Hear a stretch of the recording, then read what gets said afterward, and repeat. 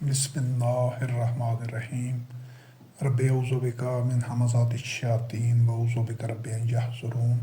رب زدنی علما رب اشرح لی صدری ویسر لی امری واحلل عقدۃ من لسانی یفقہوا قولی والسلام علی من اتبع الہدی حقیق علی ان اکون علی اللہ ان الحق اما بعد نا شریک کی نازل کردہ کتاب ہدایت قرآن مبین میں سے جو ملت ابراہیم خلیل اللہ علیہ السلام کا مسلم قوم کا جو ایک ویژن ایک رویا خواب ہونا چاہیے، ہدف اور نصب العین ہونا چاہیے، اس سلسلے میں اس سے پہلے 7 درس ہو چکے ہیں، اور جن میں بیت اللہ مسجد الحرام کی تولیت واپس لینے سے متعلق اس کی مختلف کوششیں، اس کی تاریخ کے اوپر اللہ کی آیات کی روشنی میں ایک مختلف اس کے گوشوں کا پہلوؤں کا مطالعہ کیا جا رہا ہے کہ کس طرح عصر حاضر میں ہر مسلمان کو، ہر مومن کو آل سعود سے تولیت کعبہ واپس لینے کے لیے، کیونکہ یہ اس امانت کے اہل نہیں ہیں، یہ نااہل ہیں، اس کے لیے تمام مومنین کو، مسلمین کو متفقہ طور پر، مشترکہ طور پر جد و جہد کرنا ضروری ہے، اور اس جد و جہد کے لیے اس کو اپنی تمام توانائیاں، صلاحیتیں، جان مال سب کچھ لگانا ضروری ہے۔ اس سلسلے میں جو پچھلا درس تھا، پچھلا حصہ تھا، اس میں آل سعود کی جو ایک شرمناک اور ایک مکروہ تاریخ ہے، اس کی جو ایک ایسا ماضی ہے کہ جس سے جتنی نفرت کی جائے کم ہے، قابل شرم ماضی ہے، تو اس میں اس کی جو گھناؤنا چہرہ ہے، جو اس کی سیاہ کرتوت ہیں، ان کو سامنے لایا گیا ہے تاکہ تمام لوگ ان حقائق سے آگاہ ہوں، ان کو سمجھیں، اور پھر اس بنیاد کے اوپر فیصلہ کریں کہ کیا یہ جو اس ورثہ کے حامل لوگ ہیں، آل سعود عرب، کیا وہ اس قابل ہیں کہ وہ ابراہیم خلیل اللہ علیہ السلام اور اسماعیل علیہ السلام کے جو اللہ رب کریم کے حکم پر بنائے گئے اس گھر کی تولیت کے اہل ہیں؟ اگر اہل نہیں ہیں تو ان نااہلوں کو ان سے تولیت کعبہ پرامن طور پر، آسان طور پر، حکمت عملی کے ساتھ ان سے تولیت کعبہ واپس لینا تمام مسلمین کا، مومنین کا، پورے کرۂ ارض پر جو 2 ارب مسلمان ہیں ان سب کا بنیادی فرض ہے، ذمہ داری ہے، اور ان کو اپنی اولین ترجیح پر اسی کو رکھنا چاہیے، اس جد و جہد کو۔ اس سلسلے میں جو اس سے پچھلا حصہ ہے اس میں آل سعود کی اور اس سے پہلے جو ہاشمی خاندان تھا اس کی مختصر سی تاریخ، اور آل سعود کے سعودی عرب کا جو قیام ہے اس سے لے کر اور پھر آگے جو ان کے گزشتہ یہ 100 سال، یا ویسے تو 300 سالہ تاریخ ہے لیکن گزشتہ 100 سال کے قریب اتنا عرصہ ہے، اس میں جو ان کے جرائم رہے ہیں سیاسی سطح پر، ان کا ایک ان پر سرسری اور طائرانہ نگاہ ڈالی گئی ہے۔ اس کی تفصیل میں نہیں جانے کا یہ موقع کہ وہ اس سے طوالت بہت زیادہ ہو جائے گی۔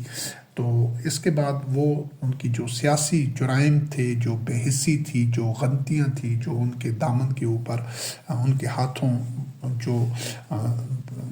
لاکھوں مسلمانوں کا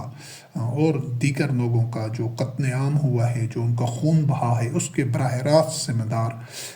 یہ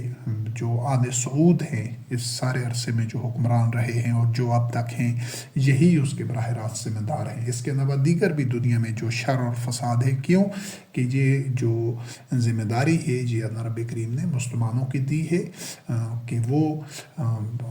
انہی کو اللہ رب العزت نے خیر امتاً اخرجت للناس شہداء علی الناس کی مسند پر فائز کیا ہے، تو یہ اس کے اہل اپنے آپ کو ثابت نہیں کر سکے آل سعود۔ تو اس سلسلے میں جو موجودہ یہ درس ہے اس میں بھی اسی کا تسلسل جاری رہے گا۔ پھر اس سے اگلے جو دروس ہوں گے ان میں جو مغربی تہذیب ہے، جو خاص طور پر پچھلے 400-500 سال سے جو اس نے اپنے پنجے گاڑے ہیں انسانیت کے وجود میں، اور جتنے ظلم، ستم اور شر اور فساد مغربی تہذیب نے پھیلایا ہے، اس کا مکمل اس پر نگاہ ڈالی جائے گی اور اس کو اجاگر کیا جائے گا، تاکہ جو بظاہر دنیا جس کی فریفتہ ہو چکی ہے، اور دنیا اسی کو یعنی اقوام متحدہ کو، تہذیب مغرب کو اپنا دین بنائے ہوئے ہے، اقوام متحدہ کو اپنا قبلہ بنائے ہوئے ہے، تو اس کا بھیانک اور چہرہ اور شرمناک ماضی اور اس کا جو گھناؤنا اور مکروہ چہرہ ہے اس کو نو انسانی کے سامنے رکھا جائے، تاکہ وہ اس تنسم اور فریب سے نکلے۔ بالکل ان چیزوں کا جو مقصد ہے، خاص طور پر یہ جو پہلو ہے، یہ تاریخ سے متعلق پچھلی یعنی 1000 سالہ تاریخ یا چند سو سالہ تاریخ کا، اس کا مطلب یہ ہے کہ جس سحر میں نو انسانی مبتلا ہے، سارے انسان بنا تفریق رنگ و مذہب و نسل و علاقہ، زبان، قوم، ملک، ہر چیز سے ماورا ہو کر، اس سے بالا تر ہو کر انسان بحیثیت انسان ان سب کو اس تنسم اور اس سحر سے نکالا جائے جس فریب میں ان سارے شیاطین نے، چاہے وہ مذہب کے نام پر جو شیاطین ہیں جو عداوت پیدا کر رہے ہیں، تمام مذاہب کے کی صفوں میں وہ لوگ شامل ہیں، چاہے پھر وہ جدید تہذیب ہے، یہ شیاطین ہیں جو حکمرانوں یعنی عصر حاضر کے فرعونوں کی صورت میں وہ دنیا کو 2.25 ممالک میں تقسیم کر کے جو شر اور فساد پھیلا رہے ہیں، ظاہراً فساد فی البر والبحر کی جو کیفیت پیدا کر رکھی ہے، اس دونوں محاذوں کے اوپر، یعنی چاہے وہ طاغوت کے سامری ہوں جو طاغوت کے مظاہر ہیں، مذہبی پیشوا شیاطین، یا پھر وہ طاغوت کا دوسرا مظہر اور پیکر ہوں، فرعون اور اس کے مالا جو کہ حکمران ہیں پوری دنیا کے، سیاستدان، اشرافیہ، حکمران۔ تو ان دونوں نے جس طرح انسانوں کو ایک دوسرے کی عداوت میں، تفرقہ میں اور ایک دوسرے کے خلاف جو آگ بھڑکائی ہوئی ہے، انہوں نے اس سے جو فائدہ اٹھا رہے ہیں وہ عصر حاضر کے قارون ہیں، وہ سرمایہ دار ہیں۔ وہ انسان جب دنیا کے مختلف انسان مذاہب کی وجہ سے، قوموں کی وجہ سے، مملکت کی وجہ سے، وطن کی وجہ سے ایک دوسرے کے دشمن بنتے ہیں تو کمزور ہو جاتے ہیں، ان کی منتشر ہو جاتے ہیں، ان کی طاقت ایک دوسرے کے خلاف ایک دوسرے کو کاٹنے کے لیے استعمال ہوتی ہے، اور سارے پھر اپنے اصل دشمن سے غافل ہو جاتے ہیں۔ وہ جو ابلیس سے شیاطین، اولیاء شیاطین، اخوان الشیاطین، جو حقیقت میں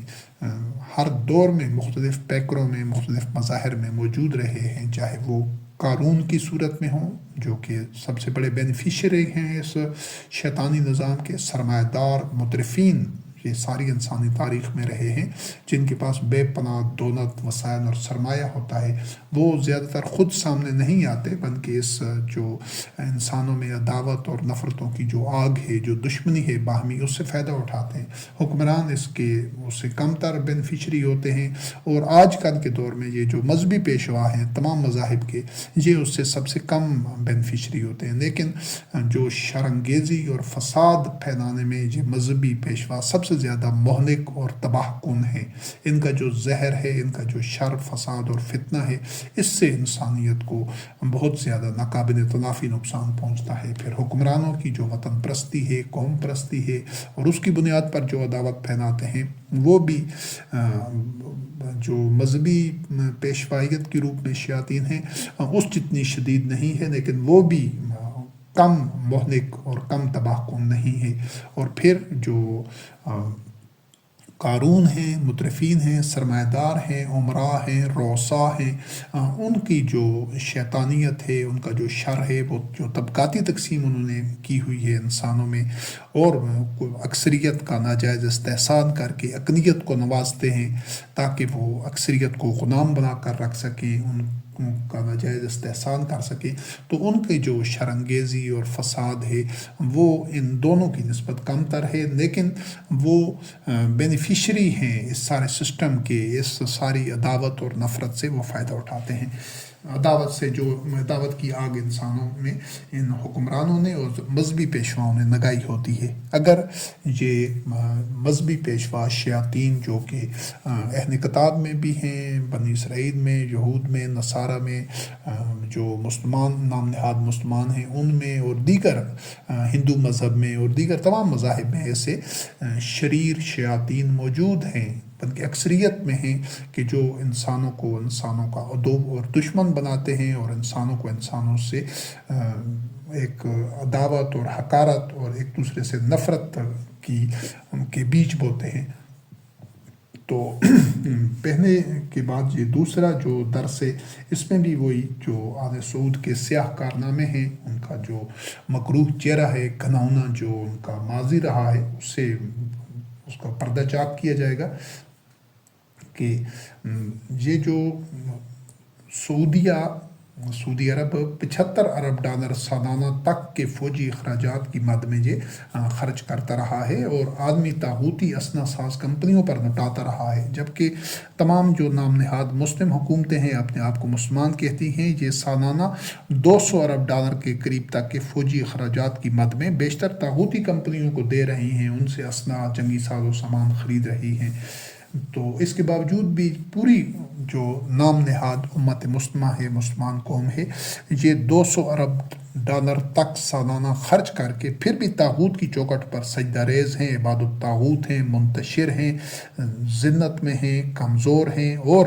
عالمی طاغوت کے رحم و کرم پر ہیں۔ تو یہ سب گونا اسنا بارود، گونا اور منتشر افواج جو 50 کے قریب ٹکڑوں میں ایک دوسرے کے دشمن ہیں، ایک دوسرے کے خلاف لڑتے آ رہے ہیں اشروں سے،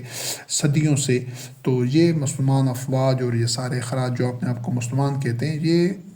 طاغوت کی محکومی اور تسلط اور جبر سے نہیں نکال سکتے، تو پھر ان فوجی اخراجات اور افواج کا اور اس ساری چیز کا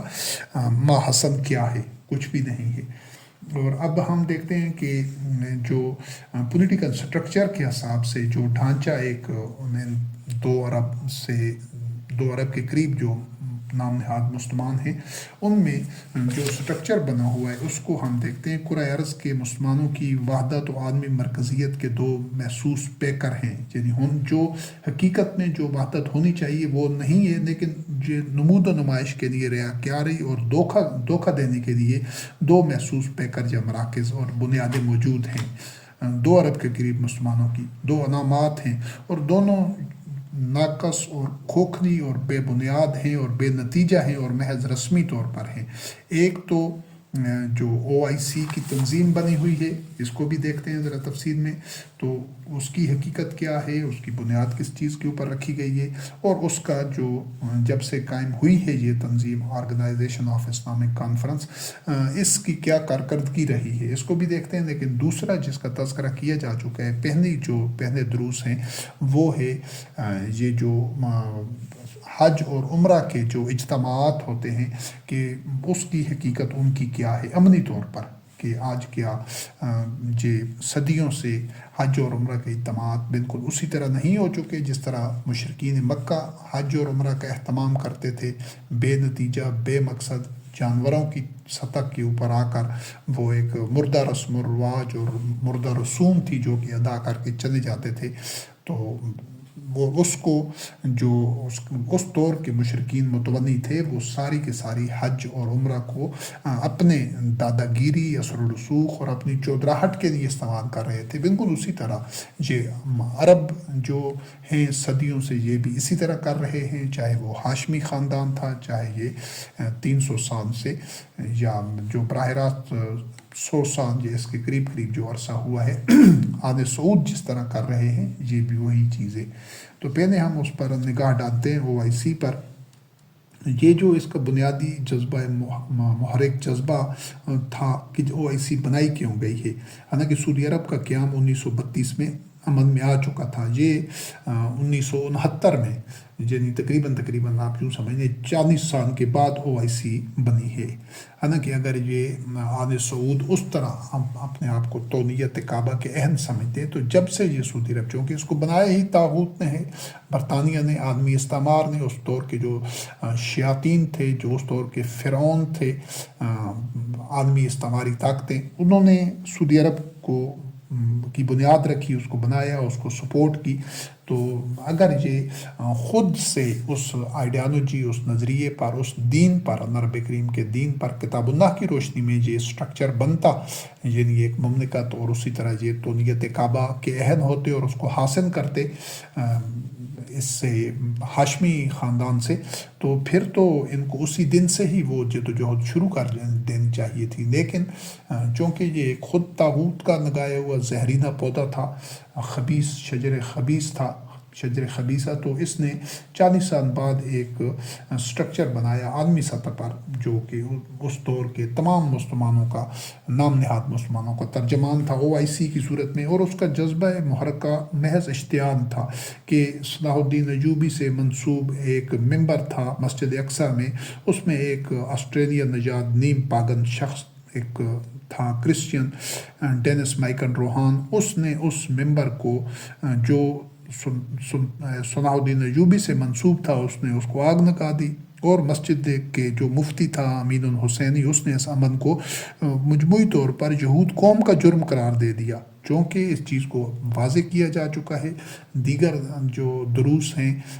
خاص طور پر جو من انصاری اللہ کے عنوان سے 7 درس ہیں، اس میں واضح کیا گیا ہے کہ حقیقت میں یہ جو بنی اسرائیل ہیں، اہل کتاب ہیں، موجودہ یہود و نصارہ،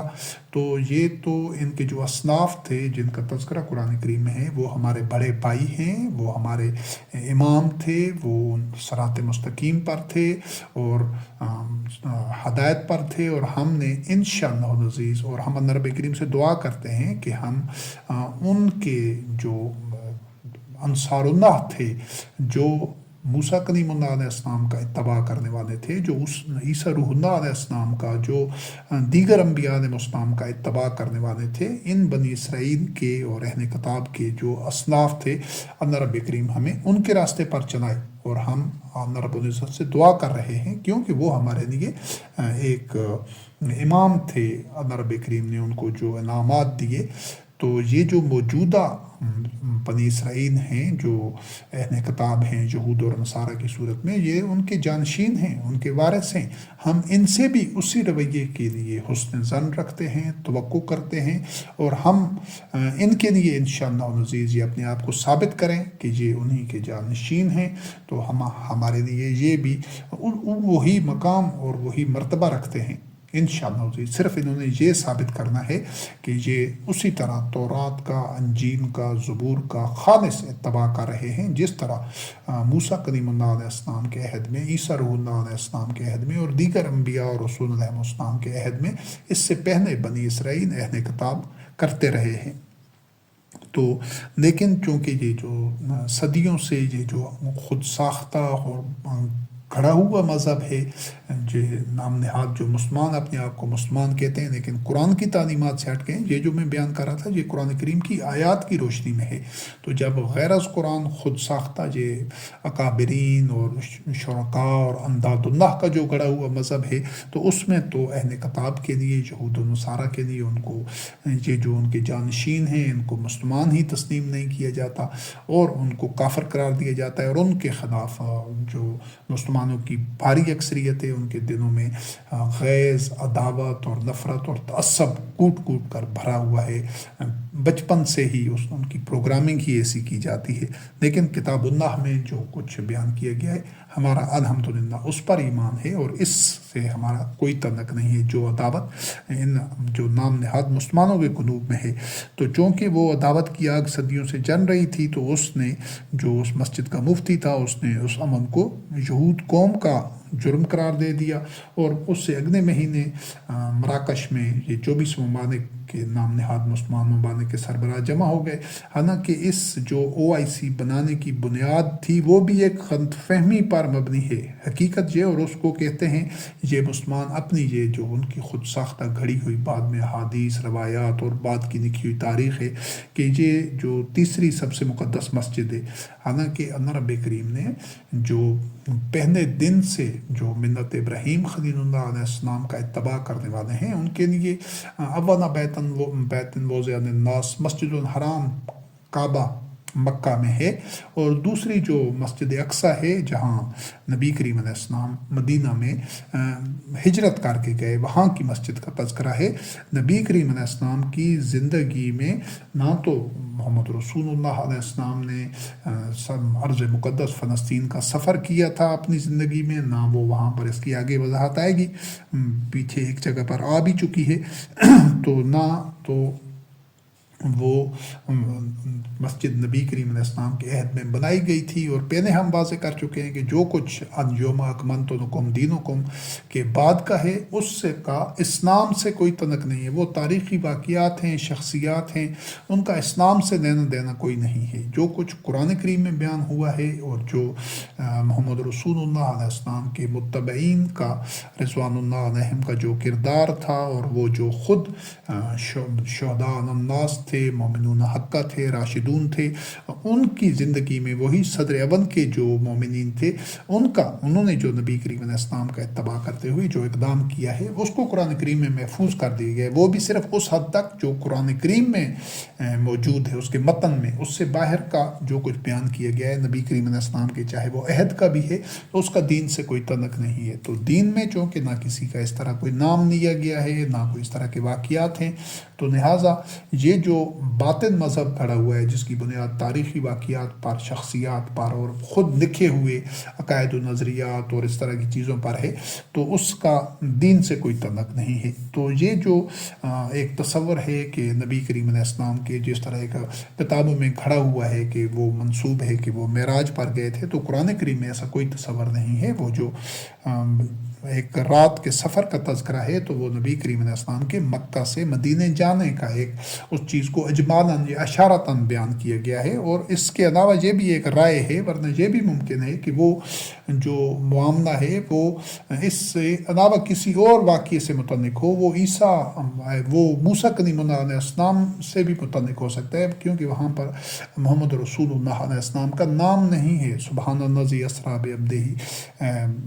کا جو الفاظ ہیں وہاں پر عبد کا ذکر ہے، تو آگے پھر جو موسیٰ کلیم اللہ علیہ السلام کا تذکرہ ہے، تو یہ جو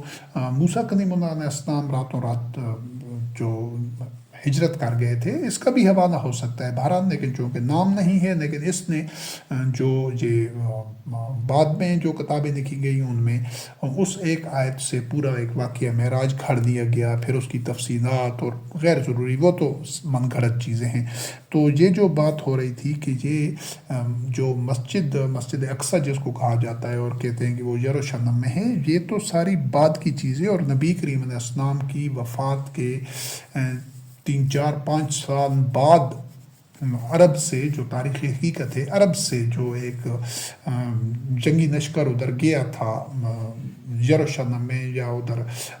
فلسطین میں، ارض مقدس میں، تو وہ نبی کریم علیہ السلام کی وفات کے 4-5 سال بعد کی بات ہے کہ وہاں کیا ہوا کیا نہیں ہوا۔ ہم تو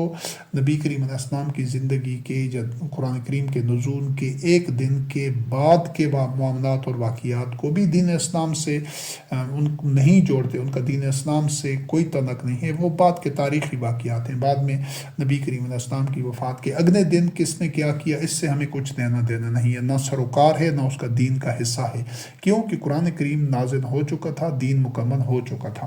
تو بہرحال یہ ایک جو کہ غلط فہمی صدیوں سے چلی آ رہی ہے اور ساری نام نہاد مسلم قوم میں موجود ہے، تو یہ اسی کی وجہ سے کہ وہ تیسری سب سے مقدس مسجد ہے، یعنی پہلی مسجد مقدس مسجد بیت اللہ، مسجد الحرام کو قرار دیتے ہیں، دوسری مسجد نبوی کو جو مدینہ میں ہے، اور تیسری وہ بیت المقدس کو۔ تو انہوں نے کہا ہے اس کے بیت المقدس میں وہ جو ممبر تھا سلطان صلاح الدین ایوبی کے نام سے، تو اس بندے نے جو روحان تھا اس نے اس کو آگ لگا دی، تو یہ مشتعل ہو گئے، سطحی جذباتیت تھی، وہ جو اندر عداوت تھی یہود سے متعلق، اشتعال اور جذبہ انتقام کے اوپر اوائسی کی بنیاد ہے، یعنی اس میں کوئی تعمیری جذبہ یا کوئی دینی حمیت یا کوئی نظریہ یا نوع انسانی کی منفعت یا پورے عالمگیر جو ایک مسلم قوم کا ایک جس مقصد کے لیے خیر امتاً اخرجت للناس شہداء علی الناس کے نظریے کی بنیاد پر جس ادارے کا OIC کا قیام وجود میں نہیں آیا۔ تو وہ جو شخص تھا جس نے آگ لگائی تھی، وہ آسٹریلیا میں آگ لگانے سے پہلے، چونکہ وہ آسٹریلین نژاد تھا، 4 مہینے تک وہ پاگل خانے میں رہ چکا تھا آسٹریلیا میں، اس کے دماغی امراض کا علاج ہوتا رہا تھا اسرائیل جانے سے پہلے، اور پھر اس کے بعد اس روحان کو 5 سال اسرائیل کے پاگل خانے میں رکھا گیا، پھر اس کو آسٹریلیا کے دماغی امراض کے مرکز میں بھیج دیا گیا۔ تو یہ جو وہ شخص، اس ایک شخص کے ایک اقدام سے کہ اس نے اس ممبر کو آگ لگا دی تھی، تو یہ OIC بن گئی۔ ان کی کم ظرفی، کم عقلی اور حماقت کا اندازہ کریں کہ جو 50 کے قریب رکن ممالک ہیں، انہوں نے اس پلیٹ فارم پر، یعنی 40 سال سے سعودی عرب بن چکا تھا 1932 میں، اس وقت تک ان کو اس چیز کا خیال نہیں تھا کہ ایک مسلمان ملکوں کی یا پوری دنیا کے مسلمانوں کی ایک نمائندہ تنظیم ہونی چاہیے، وحدت ہونی چاہیے، ایک پلیٹ فارم ہونا چاہیے کہ جس کے ذریعے وہ پوری دنیا کے وہ جو اپنی ذمہ داری نبھا سکیں، خیر امت ان کی، اخرجت الناس شہداء الناس کی۔ لیکن جو ان کے اندر وہ چھپا ہوا بوجھ تھا، عداوت تھا بنی اسرائیل اور اہل کتاب اور یہود سے متعلق، کہ ان کو وہ کافر قرار دیتے ہیں، اور وہ جو کچھ اس کی پوری تاریخ تھی اسرائیل کے قیام کی، حالانکہ یہ خود اس کا آگے تذکرہ آئے گا کہ سعودی عرب کو بنانے والا بھی وہی برطانیہ تھا جس نے اسرائیل کے قیام کے لیے راہ ہموار کی اور اس میں ساری ایک زمین ہموار کی۔ تو دونوں ایک ہی، یعنی یہ دونوں جو پودے ہیں ایک ہی اس کے لگائے ہوئے ہیں، طاغوت کے لگائے ہوئے ہیں۔ لیکن جو اسرائیل ہے اس میں کوئی شک نہیں ہے، اللہ کی کتاب کی آیات سے یہ ثابت ہے کہ یہ جو ارض مقدس ہے، یہ جو سرزمین ہے فلسطین کی، اس کے وارث بھی بنی اسرائیل ہیں، یہود ہیں، اہل کتاب ہیں، اور یہ انہی کا گھر ہے، انہی کی مسجد ہے، اور انہی کے پاس ہی ان کا قبلے کی تولیت ہونی چاہیے۔ تو یہ جو آل سعود ہیں، یہ اس کی راستے میں تو رکاوٹ ہیں، جو چیز قرآن کریم سے ثابت ہے، اور یہ خود جو قابض ہیں، غاصب ہیں، جو بیت اللہ کی تولیت کے اہل ہی نہیں ہیں، ان کو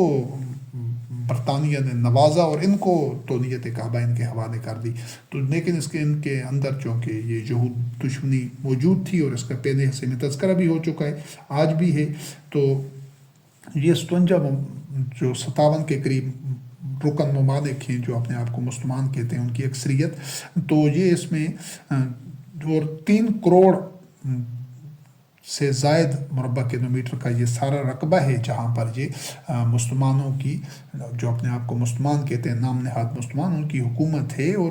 جو حقیقت یہ ہے کہ OIC کی تو یہ کردار ہے، یہ اہمیت ہے، لیکن اس کے بعد جو دوسرا ایک بڑا عالمگیر سطح پر، دنیا کی سطح پر جو ایک مرکزیت کا یا ایک وحدت کا جو علمبردار اور جو پلیٹ فارم ہونا چاہیے تھا، حج اور عمرہ، اس کا پہلے اس کا تذکرہ ہو چکا ہے۔ تو یہ حقیقت میں یہ کہ جو ہندوستان میں کمبھ کا میلہ لگتا ہے، جس طرح وہاں پر ایک ریوڑ کی طرح آدمی جاتے ہیں توہمات کے ساتھ، اسی طرح یہاں پر بھی حج اور عمرہ میں اور کمبھ کے میلے میں جانے میں، جس میں کہ وہ عقیدت مند جاہد جاتے ہیں، وہ خوش فہمیاں لے کر، اسی طرح حج اور عمرہ کے لیے لوگ جاتے ہیں جاہدوں کی طرح، ریوڑوں کی طرح، ایک عوام کا نام کہ ایک مائنڈ سیٹ جو ہے کہ گناہ بخشے جاتے ہیں۔ دین میں حج اور عمرہ کے گناہ بخشوانے کا ذریعہ بنانے کے لیے وہاں کوئی ایسا تصور نہیں ہے، کوئی ایسی لانڈری نہیں ہے کہ جہاں پر گناہ دھن جاتے ہوں۔ لیکن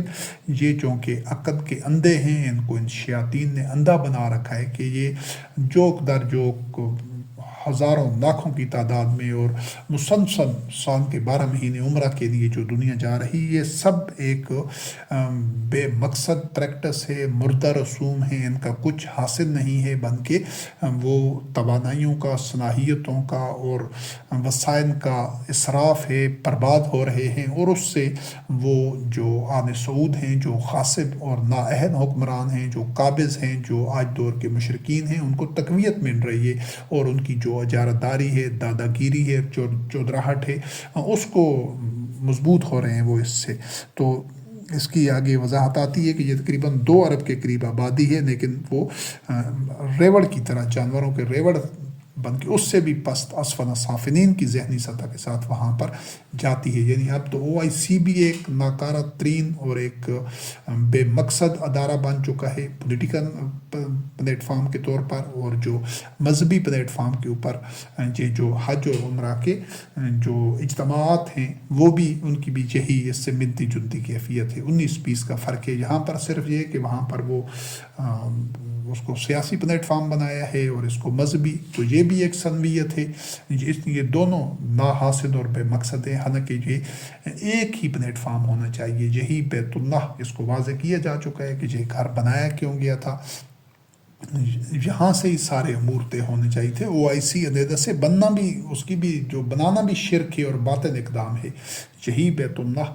جو مسجد الحرام ہے، کعبہ میں ہے، اسی کو مرکز ہونا چاہیے. جہاں پر ہی امام المتقین، امام الناس ہونا چاہیے، اور پوری دنیا کے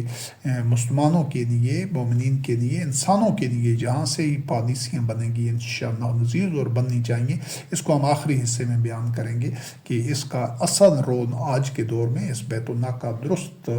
مصرف ہوگا کیا ہونا چاہیے، اور کیوں یہ گھر تعمیر کیا گیا تھا. تو یہ جو اور OIC کی پھر جو ایک اس کا جس بنیاد پر وہ بنائی گئی وہ آپ نے دیکھ لیا ہے. پھر اس OIC نے 1990 میں جا کر ان کی پوری کارکردگی جب سے، یعنی کہ اس کو تقریباً 50 سال سے زائد عرصہ ہو رہا ہے، اس کی کسی قسم کی کوئی ایک بھی اس کی کوئی اچیومنٹ نہیں ہے، کوئی ایسا چیز نہیں ہے کہ جس مقصد کو انہوں نے حاصل کیا ہو. کیونکہ پہلے حصے میں بیان ہو چکا ہے کہ جتنی جنگیں ہوئی ہیں، جتنی اس کے بننے کے بعد سے بھی جتنی مسلمانوں کی نسل کشی ہوئی ہے، اور اس کے علاوہ جتنا بھی فساد ہے، جتنی آپس کی جنگیں ہیں، اس کا کوئی رول اور کوئی کردار اس ادارے کا ہے ہی نہیں. کیونکہ اس خبیث ادارے کی بنیاد ہی ایک عداوت پر تھی، ایک توہمات اور ایک ڈگوسنے پر تھی کہ وہ تیسری مسجد ہے. وہ مسجد نبی کریم علیہ السلام کے عہد میں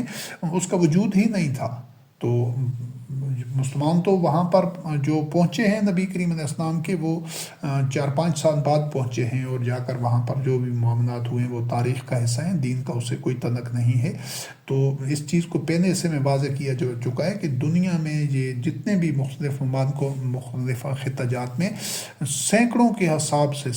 حساب سے مختلف اوقات میں مسجدوں کو جلایا گیا ہے، ان کو مکفن کیا گیا ہے. اس کا آگے تذکرہ آئے گا، اور اس کو آگ لگائی گئی ہے. تو OIC کی اہمیت اور غیرت کہاں گئی ہے کہ اگر وہ مسجدوں کے محافظ تھے. لیکن یہ محض یہود سے دشمنی کی بنیاد کے اوپر یہ OIC کی تنظیم کی بنیاد رکھی گئی ہے.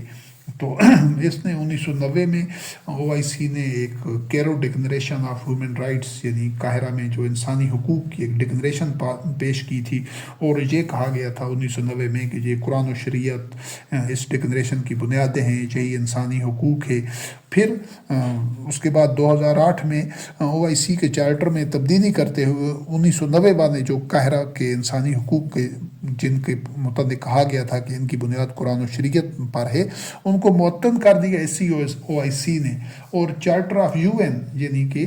جو اقوام متحدہ جو کہ اصل ان کا قبلہ ہے سب کا، اقوام متحدہ، اس کے چارٹر کو اور اس کا جو انٹرنیشنل لا ہے اس کی تائید کر دی. تو جب اس نے OIC کا پھر اس کے بعد وجود ہی ختم ہو جانا چاہیے تھا. پہلے تو وجود ہی اس کا ایک ڈگوسنے پر اور ایک کھوکھلی بنیاد کے اوپر تھا، محض عداوت اور تخریب کے اوپر اس کا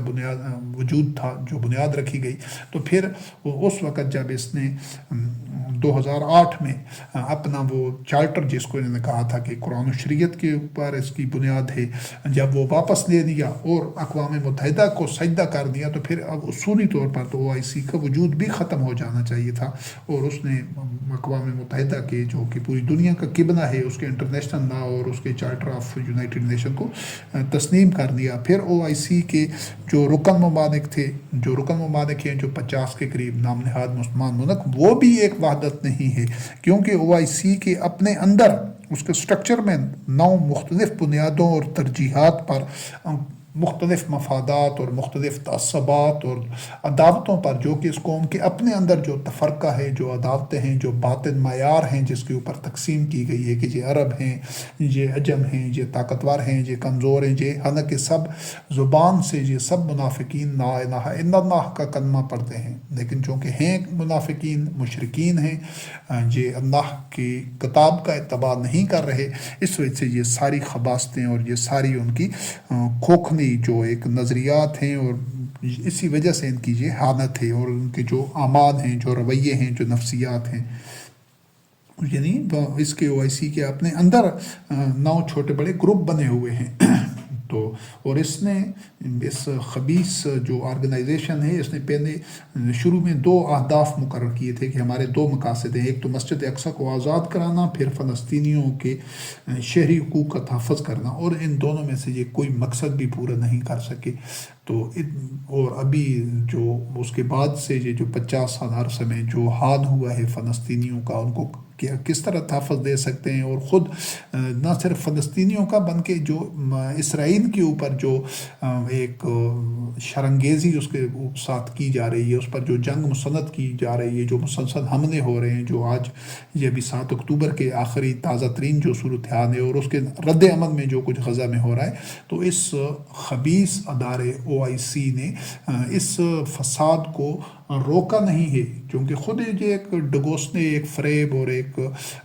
باطن نظریے اور موقف پر اس کی بنیاد تھی، تو اس میں یہ تاثیر ہو ہی نہیں سکتی کہ یہ اس کو روک سکتی دنیا میں ہونے والے فساد کو۔ تو جس طرح کعبہ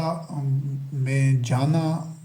ایک وہاں پر حج اور عمرہ کے اجتماعات ناحاصل اور بے مقصد ہیں، اسی طرح او آئی سی کا قیام بھی بے مقصد اور ناحاصل ہے۔ تو اس میں اور پھر دونوں اہداف میں سے یہ نہ تو یہ مسجد اقصی کو آزاد کرا سکے، اور نہ فلسطینیوں کے شہری حقوق کا تحفظ کر سکے، کہ آج ہزاروں لوگ فلسطینی، یہ ایک الگ بحث ہے کہ وہ جو مارے جا رہے ہیں تو اس میں کس کی کیا غلطی ہے، کتنا کس حد تک رد عمل غلط دیا جا رہا ہے، لیکن پہلے یہ دیکھنا ہے کہ وہ جو امن ہوا ہے وہ بھی تو غلط ہے۔ جب امن ہی غلط ہوگا، باطن ہوگا، فساد پر مبنی ہوگا، یعنی اسرائیل کی ریاست کے اوپر حملہ کرنا ہی، اس طرح دہشت گردی کرنا، اس کے اندر دراندازی کرنا، اس کے شہریوں پر، سونینز پر جو راکٹ پھینکنا، یہ سارے اور اس طرح کی جو دہشت گرد تنظیمیں ہیں جتنی مختلف قسم کی یہ اسرائیل کے خلاف لڑ رہی ہیں اشروں سے، تو یہ سارا امن ہی فساد ہے اور باطن ہے۔ تو اس کا جو رد عمل آتا ہے تو اس کے متعلق تو رد عمل تو بعد کی بات ہے، سب سے پہلے امن درست ہو، پھر اس کا اگر غلط اور فساد پر مبنی اور جو ایک غیر متوازن رد عمل آئے تو پھر اس کو کنٹرول کیا جائے۔ اگر فساد کا جواب کوئی فساد سے اول تو پہلے یہ واضح کیا جا چکا ہے کہ اسرائیل کا یہ اپنا حق ہے کہ وہ اپنے قبلہ کو، اپنے جو ان کی ارض مقدس ہے اس کا دفاع کریں، اس کی دفاع میں ان سے جو کچھ بن پڑتا ہے، جو کچھ کر سکتے ہیں وہ کر رہے ہیں۔ تو پہلے سب سے یہ مسلمان امت کی نام نہاد مسلمانوں کی ذمہ داری ہے کہ اس شر اور فساد اور دہشت گردی کو روکیں۔ اگر وہ اس کو روکنے میں کامیاب نہیں ہیں اور وہ اسرائیل سے یہ توقع کرتے ہیں کہ اسرائیل کوئی جواب نہ دے، تو یہ بھی ظلم پر مبنی مطالبہ ہے۔ یہ بھی اگر اسرائیل جواب نہیں دیتا تو جس بنی اسرائیل کا، یہود قوم کا وجود مٹا دیں گے یہ جو خبیث شرپسند دہشت گرد ہیں پوری دنیا کے۔ تو اسرائیل تو چاروں نہ چاہتے ہوئے بھی اگر وہ پوری احتیاط کرے پھر بھی ایسے بہت سے لوگ ہیں، کیونکہ ان جو دہشت گرد ہیں انہوں نے انسانی جانوں کو ایک ڈھال بنایا ہوا ہے، تو پھر بھی یہ انسانی جانیں ضائع ہوں گی۔ تو جبکہ یہ جو 2 ارب مسلمان ہیں یا جو آل سعود ہیں یا دیگر جو مسلمان حکمران ہیں، یہ خبیث اگر ان کے اپنے باطن سے یہ شر اور خباثت ختم ہو جائے تو یہ مٹھی بھر جو دہشت گرد ہیں ان کو کلی اور قطعی طور پر یہ دہشت گردی سے روک سکتے ہیں، سب مل کر روک سکتے ہیں، اور جو اسرائیل ہے تاکہ وہ انتہائی امن کے ساتھ پرامن رہ کر بغیر کسی خوف اور خطرہ کے وہ اپنے قبلہ میں، اپنے مرز مقدس میں رہیں، اس کے انتظامات چلائیں، اپنی تعمیر، ترقی اور ان کو جو اللہ رب کریم نے آزادیاں دی ہیں ان کا تحفظ کریں، اور اپنے جو ان کی نشو و نما ہے، تزکیہ ہے، اس کے لیے وہ اپنی کتاب کے مطابق ایک اپنی زندگی گزاریں۔ تو یہ ہونا یہ چاہیے تھا، لیکن جب یہ اس دہشت گردی کو روکنے میں ناکام ہیں اور پھر اسرائیل سے مطالبہ کرتے ہیں کہ وہ اس طرح کی وہ جوابی کارروائیاں نہ کرے، تو یہ مطالبہ بھی بذات خود باطل ہے۔ تو فساد کا جواب جو عدم کے ساتھ اگر دیا بھی جائے، جتنی کوشش بھی کی جائے، پھر بھی اس سے انسانی جانیں ضائع ہوں گی، کیوں کہ صورتحال ایسی ہے۔ لیکن اس کے باوجود بھی یہ اسرائیل کو چاہیے کہ وہ اپنے جو کتب وحی ہیں، جو تورات ہے، جو زبور ہے، اس کے مطابق وہ کوشش کریں، یا جو نصارہ ہیں انجیل کے مطابق ان کے احکامات کی روشنی میں وہ کوشش کریں کہ انسانی جانوں کے ضیاع کو، املاک کو، حرث و نسل کو جس حد تک ممکن ہو ان کا تحفظ کریں۔ یہ ایک وحی کی اصولی تعلیمات ہیں۔ اب جب وہ دونوں مقاصد OIC کے قیام کی پورے نہیں ہو سکے، تو اب نئے اہداف انہوں نے مقرر کر رکھے ہیں کہ سائنس اور ٹیکنالوجی اور معیشت کی ترقی اور باہمی تعاون اس کے چارٹر میں شامل ہے۔ حالانکہ اور انہوں نے جو OIC کا چارٹر بنایا ہوا ہے، اس کا چارٹر تو ان کا آئین تو قرآن کریم ہونا چاہیے تھا، لیکن یہ تب ہی ممکن ہے کہ جب وہ OIC کا الگ سے وجود نہیں ہوگا، بلکہ وہ بیت اللہ کی تونیت کعبہ کو، وہ اس جو اللہ کا گھر ہے بیت اللہ، اس کو وہ اس مقصد کے لیے استعمال کریں گے جس مقصد کے لیے یہ گھر تعمیر کیا گیا ہے۔ لیکن چونکہ انہوں نے قرآن مجید کو ایک علامتی، نمائشی اور دکھاوے کے طور پر رکھا ہوا ہے ساری نام نہاد مسلم قوم نے، اسی وجہ سے OIC کی حیثیت محض ایک سکیئر کرو، ایک پتلا سے زیادہ نہیں ہے، جو کسان کھیتوں میں پرندوں کو بگانے کے لیے جو ایک پتلا سا بنا رکھتے ہیں، OIC کی صرف اس سے بھی زیادہ کوئی اہمیت نہیں ہے، یہ کسی مؤثر NGO جتنی بھی نہیں ہے۔ اور گزشتہ ان کی جو آل سعود کی جو ایک تاریخ ہے، جو ایک شرمناک ماضی ہے، اس میں یہ ایک چیز دیکھیں کہ گزشتہ تقریباً 100 سال سے زیادہ 100 سال کے قریب عرصہ ہو گیا ہے سعودی عرب کے قیام کو۔ تو ان کی ذمہ داری تو یہ تھی کہ یہ پوری دنیا کے جو مسلمان تھے ان کے امور کی اصلاح کرتے، بنیادی ذمہ داری ویسے سارے انسانوں کی، لیکن جو ترجیحاً ہے وہ مسلمان جو تھے پوری دنیا میں، جو حج اور عمرہ کے لیے آتے تھے اور جن کا کلمہ سب کا لا الہ الا اللہ تھا۔ تو لیکن یہ کہ چونکہ ان کا تو مسلمانوں نے کلمہ بھی اپنا جو وہ 7 کلمے کے حصے کے طور پر محمد رسول اللہ علیہ السلام شامل کر لیا ہے، حالانکہ اسلام کا کلمہ پہلے دن سے لا الہ الا اللہ ہے، اور یہ اہل کتاب کا بھی یہی کلمہ ہے، بنی اسرائیل کا بھی، تمام انبیاء علیہ السلام کا، اور نبی کریم علیہ السلام کے عہد میں بھی یا قیامت تک آنے والے مسلمانوں کا جو کلمہ ہے وہ لا الہ الا اللہ ہے۔ محمد رسول اللہ علیہ السلام کلمے کا حصہ نہیں ہے۔ یقیناً یہ جو قرآن کریم محمد رسول اللہ علیہ السلام کے قلب اطہر پر نازل ہوا ہے، اور دین اسلام کو محمد رسول اللہ علیہ السلام اور آپ کے متبعین نے قرآن کریم کا اتباع کر کے اور قرآن کریم نو انسانی تک پہنچا کے وہ یہ ذمہ داری پوری کی ہے، لیکن اس کے باوجود جو اسلام کا کلمہ ہے پہلے دن سے وہ ایک ہی ہے، لا الہ الا اللہ۔ تو یہ ذمہ داری تو آل سعود کی تھی، تو کعبہ کے متولی ہونے کی حیثیت سے کہ جتنے بھی یہ جو علاقہ جات ہیں جہاں مسلمانوں کی اکثریت ہے، ان میں جو بھی معاملات ہیں جو اس کی اصل میں تو جو الگ الگ ممالک ہونے بھی نہیں چاہیے، ہو بھی نہیں سکتے، جہاں جہاں بھی مسلمانوں کی اکثریت ہے وہ تمام سٹیٹس، ان سب کا ایک دفاع ہونا چاہیے، ان کا ایک جو آئین یعنی قرآن کریم ہونا چاہیے، ان کا تعلیمی نصاب ایک ہونا چاہیے، ان کا جوڈیشل سسٹم ایک ہونا چاہیے، ان کی کرنسی ایک ہونی چاہیے، ان کے جو شناخت نامے ہیں، آئیڈینٹی کارڈز ایک ہونے چاہیے، پاسپورٹ اور دیگر جو معاملات، ان کی فوج مشترکہ ہونی چاہیے، ان کی ساری صنعتی پالیسیاں، ان کی تعلیمی پالیسیاں، ہیلتھ پالیسیز، ان کی تمام ایک ہونی چاہیے اور وہ بیت اللہ سے جاری ہونی چاہیے۔ اس کی ہم وضاحت انشاءاللہ آخری حصے میں کریں گے۔ تو لیکن موجودہ دور میں یہ جو 90 سال کے قریب، 1 صدی کے قریب جو عرصہ ہو چکا ہے، اس میں 150 کے قریب کودیتا ہو چکے ہیں، یعنی کہ جو ایک طاقت کے ذریعے یا ایک شرانگیزی کے ذریعے ایک حکومت کا کسی ملک میں کسی خطہ میں جو حکومت کا تختہ الٹ دیا جاتا ہے کود دیتا، وہ ہو چکے ہیں 150 کے قریب۔ ان 100 سالوں میں یہ جو 50 کے قریب اسلامی ممالک ہیں ان میں تو یہ جو اصولی طور پر ایک کود دیتا ایک ایسا ناقابل معافی جرم ہے اور فتنہ و فساد فی الارض کا ارتکاب ہے جو قتل سے بڑھ کر ہے۔ یعنی اللہ رب کریم نے جو فتنہ و فساد کو قتل سے بڑا جرم قرار دیا ہے، تو 150 مرتبہ مختلف ممالک میں جو سارے کے سارے مسلم اکثریت والے ہیں ان میں 150 کے قریب کود دیتاز ہو چکے ہیں، اور یہ اتنا بڑا جرم ہے معاشی سماجی سطح پر کہ معاشرے کو قتل کر دینے سے بھی بڑھ کر جرم ہے کہ وہاں پر لوگوں کے جو ایک فیصلہ ہے، ایک رائے ہے، جو آزادانہ ان کا انتخاب ہے، اس سب کو پامان کر کے ٹھکرا کر ایک سازش کے ذریعے یا فوجی طاقت کے ذریعے حکومت کا تختہ الٹ دیا جاتا ہے۔ لیکن یہ ایک شرمناک حد تک ایسا ہو چکا ہے، اور یہ ذمہ داری آل سعود کی تھی کہ اس طرح کا کوئی اقدام نہ ہوتا، لیکن ان کی جس طرح دیگر بے شمار مجرمانہ غفلتیں ہیں اور ان کے خوف ہے، بزدلی ہے، تفرقہ ہے، اور دیگر سارے طرح طرح کی ان کی بیماریاں اور خباثتیں اور جرائم ہیں، ان میں ایک یہ بھی ہے اور بڑا بنیادی جرم ہے۔ کسی مسلم اکثریت خطہ میں کود دیتا کو روکنا سعودی شاہی خاندان آل سعود کی ذمہ داری تھی، کیونکہ وہ ہی کعبہ کے متولی تھے، اور پھر اس کے علاوہ جو دیگر دنیا کے مختلف خطوں میں اور اسلامک شعائر کی جو بے حرمتی ہوتی رہی ہے اور ہو رہی ہے، جس طرح قرآن سوزی ہوتی رہی منظم انداز میں حکومتی تحفظ کے تحت، جو ٹیری جونز نے 2010 میں امریکہ میں کی، ڈنمارک میں 2017 سے حکومت کی سرپرستی میں قرآن جلایا جا رہا ہے، ناروے میں 2019 سے قرآن جلایا جا رہا ہے، سویڈن میں حالیہ عرصہ میں بار بار قرآن کو جلایا گیا، نیدرلینڈ میں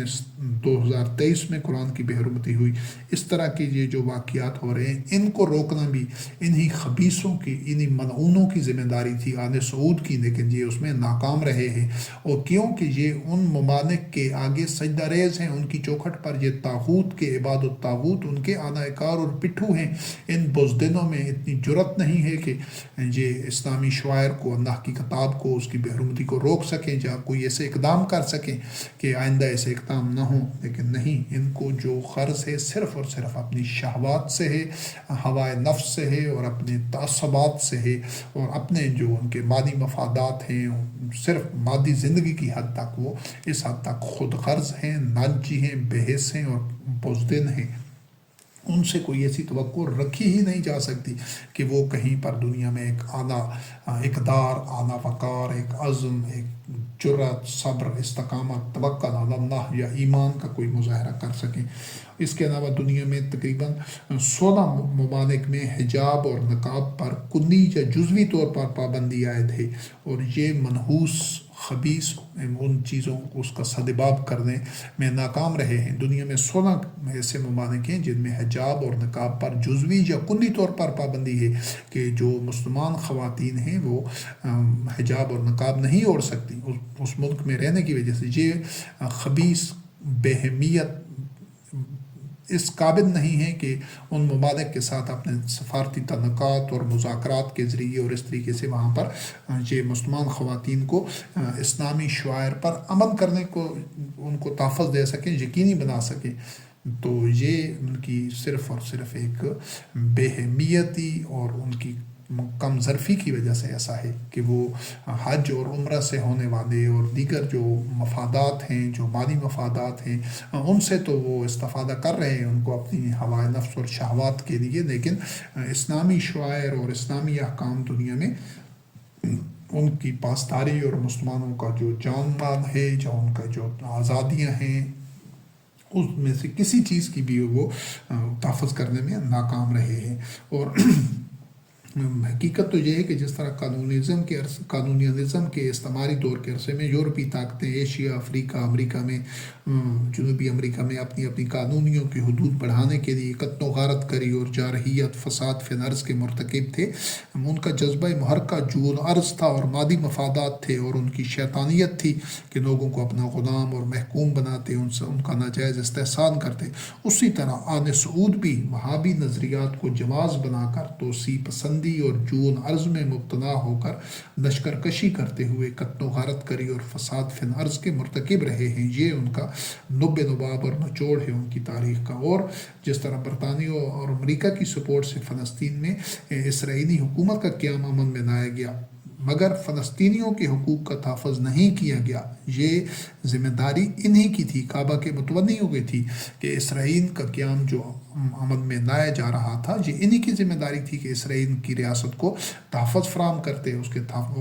قیام کو یقینی بناتے۔ انہوں نے نہ تو صرف یہ کہ یہ نہیں کیا، پھر لہٰذا برطانیہ نے ایسا کیا، تو برطانیہ جب کرے گا یا امریکہ دنیا کے مسائل حل کرے گا، نیٹو کرے گا، برطانیہ نے کیے تو وہ شر ہی پھیلے گا، کیونکہ وہ اس اہلیت کے حامل ہی نہیں ہیں۔ جو انسانوں کے مسائل ہیں پورے کرۂ ارض کے، یہ صرف اور صرف اللہ رب کریم کی وحی کے مطابق ہی حل کیے جا سکتے ہیں، اور اسی کی روشنی میں، اسی کی بنیادوں پر، قرآن کریم کی روشنی کی بنیادوں پر، یا پھر انجیل، تورات اور زبور میں جو احکام دیے گئے ہیں، قرآن کریم اس کا مہمن ہے۔ سارے وہ جو احکامات، رہنما اصول قرآن کریم میں دیے گئے ہیں، تو یہ جو ذمہ داری تھی یہ خیر امتن کی تھی۔ مسلمانوں نے اس ذمہ داری کو پورا کرنا تھا۔ جب مسلمانوں نے ذمہ داری نہیں کی تو جو دیگر عالمی طاغوتی طاقتیں ہیں، جو ابھی نیٹو کی صورت میں، امریکہ یا برطانیہ کی صورت میں، تو ان کا بھی تورات، زبور اور انجیل سے جو تعلق تھا وہ علامتی اور برائے نام حد تک تھا، ورنہ وہ ان کی اکثریت، خاص طور پر نصارہ کی اکثریت، تو ویسے بھی جو انجیل ہے یا زبور ہے، تورات ہے، ان کو دیس نکالہ دے چکے ہیں، ان سے وہ ناتعلق ہو چکے ہیں۔ علامتی طور پر وہ ان کا ایک تعلق مذہب سے باقی ہے، ورنہ وہ تو جو ایک اپنی ہوائے نفس اور شہوات کے تحت ہی یہ جو جتنی جنگیں ہیں، پوری مغربی تہذیب ہے جو 500 سالہ، یہ تو ہے بھی بنیادی طور پر سیکولرزم پر، نادینیت پر۔ علامتی طور پر جو لوگ ان کے خاص طور پر جو حکمران طبقات ہیں وہ مذہب سے جو وابستہ ہیں، اپنے آپ کو عیسیٰ روح اللہ علیہ السلام کا جو پیروکار کہتے ہیں، تو وہ علامتی طور پر، خاص طور پر جو ان کے حکمران اشرافیہ ہیں۔ تو بالکل اسی طرح جس طرح حالانکہ اسرائیل کا قیام جو ان کی آل سعود کی ذمہ داری تھی، اگر یہ کعبہ کے صحیح متبنی ہوتے اور قرآن کریم کا اتباع کرتے تو پھر، لیکن اس کے ساتھ انہوں نے فلسطینیوں کو ان کے بنیادی حقوق کا تحفظ بھی کرنا تھا، اور ان کو ان حقوق سے محروم نہیں ہونے دیتے، انہیں علاقہ بدر نہ ہونے دیتے، اور ان کی آبادکاری کا بندوبست کرتے۔ تو جس طرح برطانیہ نے سعودی عرب کو ایک ناجائز طور پر اور ایک غلط انداز سے جس طرح واضح کیا جا چکا ہے کہ دوسروں کو کچن کر، روند کر، ان کو بزور شمشیر محکوم بنا کر، شکست دے کر، آل رشید کو، ہاشمیوں کو، پھر بعد میں اخوان کو اور دیگر جو غیر وہابی قبائل تھے، ان سب کو کچن اور روند کر، تحت کر کے، انہیں تحت کر کے سعودی عرب کا قیام عمل میں لایا گیا۔ بالکل اسی طرح جو فلسطین کے لوکل لوگ تھے ان کو بھی اسی طرح محروم کر کے، کچن کے اور علاقہ بدر کر کے اسرائیل کا قیام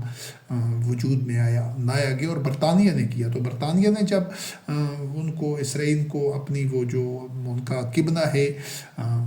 یہود کا، وہ جب برطانیہ ان کو لے کر دے گا، چھین کر دے گا، تو اس نے وحی کے مطابق نہیں لے کر دینا، اس نے تو اپنی اسے ظالمانہ استعماری ذہنیت کے ساتھ اور اسی جبروت کے ساتھ، اسی جو باطن ان کے الزام تھا، نشہ تھا، قوت تھی، اور ان کے پاس جو جتنی جنگی صلاحیت تھی، انہوں نے اسی کے مطابق ہی یہ ان کو اسرائیل کے قیام کے لیے جو ہتھ کنڈے اور جو طریقہ کار اختیار کیا۔ تو اگر یہ بالکل اس طرح یوں سمجھ لیں کہ جس طرح کسی کا آپریشن کرنا ہے، اس کا سرجری کرنی ہے، تو وہ سرجن اگر وہ سرجری ایک ماہر اور قابل سرجن کرے گا جو سرجری کے اصول جانتا ہے، تو وہ آسان طریقے سے وہ جو بھی اس کا نقص ہے، جو بھی اس نے سرجری کرنی ہے، سرجری کرے گا، اور جو مریض ہے وہ شفا یاب ہو جائے گا انشاءاللہ، احتیاط اور دوا کے ذریعے، اور وہ بیماری ختم ہو جائے گی۔ لیکن اگر وہی جو اس کی سرجری ہے وہ ایک ایسا آدمی کرے جو سرجری کرنے کا اہل نہیں ہے، اسی چیز کو کسی ایسے پیشے والے سے، کسی ایسے آدمی سے وہی سرجری کرائی جائے جو اس کا اہلیت ہی نہیں رکھتا، تو وہ جب کرے گا تو وہ قطعاً طور پر نہ تو سرجری درست ہو سکتی ہے، انفیکشن پھیل جائے گا، اور بیماریاں پھیلیں گی، ہو سکتا ہے مریض کی جان ہی چلی جائے۔ تو جب بھی یہ چاہے امریکہ ہو، چاہے نیٹو ہو، چاہے روس ہو، چاہے چین ہو،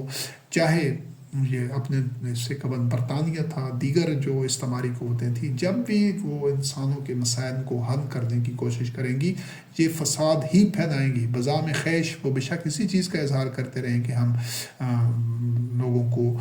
تہذیب و تمدن سکھانے کے لیے آئے ہیں، ہم ان کے آبادکاری کے لیے آئے ہیں، ترقی کے لیے، اور ہم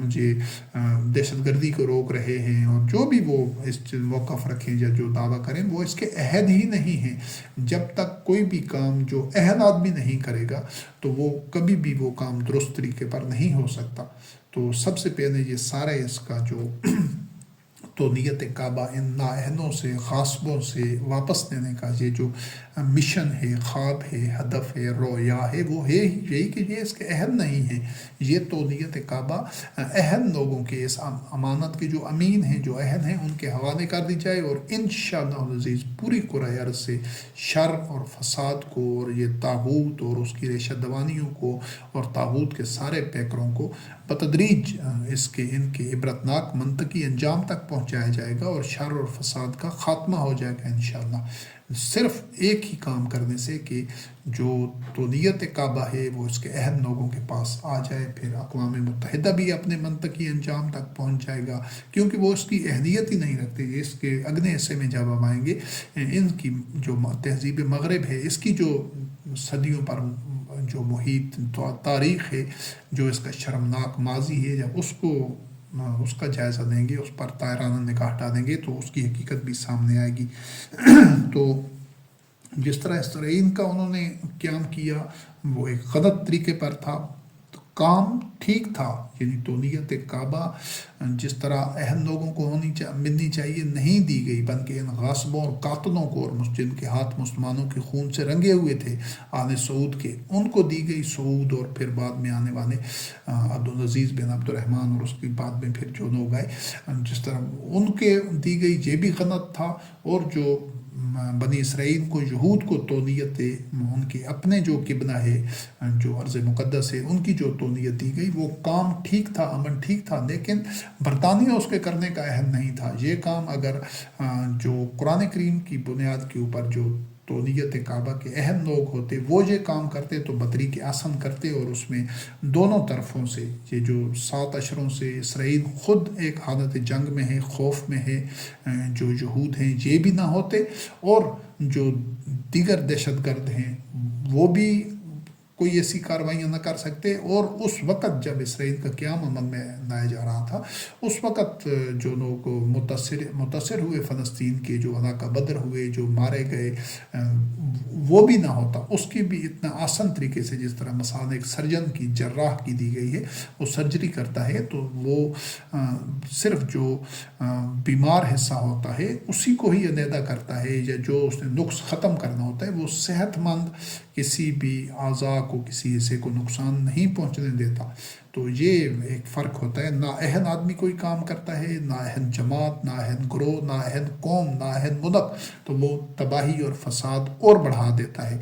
تو جب اسی کام کو کوئی اہل لوگ، اہل قوم، جو اہل طبقہ کرتا ہے تو وہ اس مسئلے کو حل کر دیتا ہے، اور اس سے توازن پیدا ہوتا ہے اور اصلاح ہوتی ہے، چاہے وہ معاشرے میں ہو، چاہے پوری دنیا میں ہو، کسی قوم میں ہو، کسی خطے میں ہو۔ تو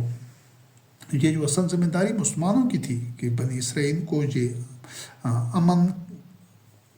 پرامن طور پر آل سعود کی ذمہ داری تھی، کیونکہ 1932 سے سعودیہ بن چکا تھا، 1947-48 میں اسرائیل کا قیام امن میں آیا، تو یہ ان کی ذمہ داری تھی کہ پرامن طور پر عرض مقدس کا اقتدار و اختیار بنی اسرائیل کو، یہود کو سونپتے، کہ اس امن کو یقینی بناتے کہ پرامن طور پر ہو، اور جو دیسی فلسطینیوں کی منتقلی پرامن سکونت کے امن کو یقینی بناتے، تاکہ امن و سلامتی اور تحفظ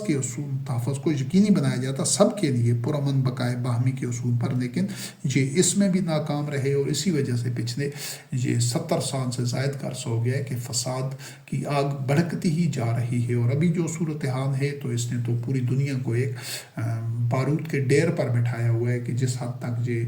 خدشات اور خطرات اور تباہی کی جو یہ منڈلا رہی ہے سارے انسانوں پر، کہ وہاں پر کوئی ایسا تصادم کلیش ہو جاتا ہے یا مزید آگ اس ایریے سے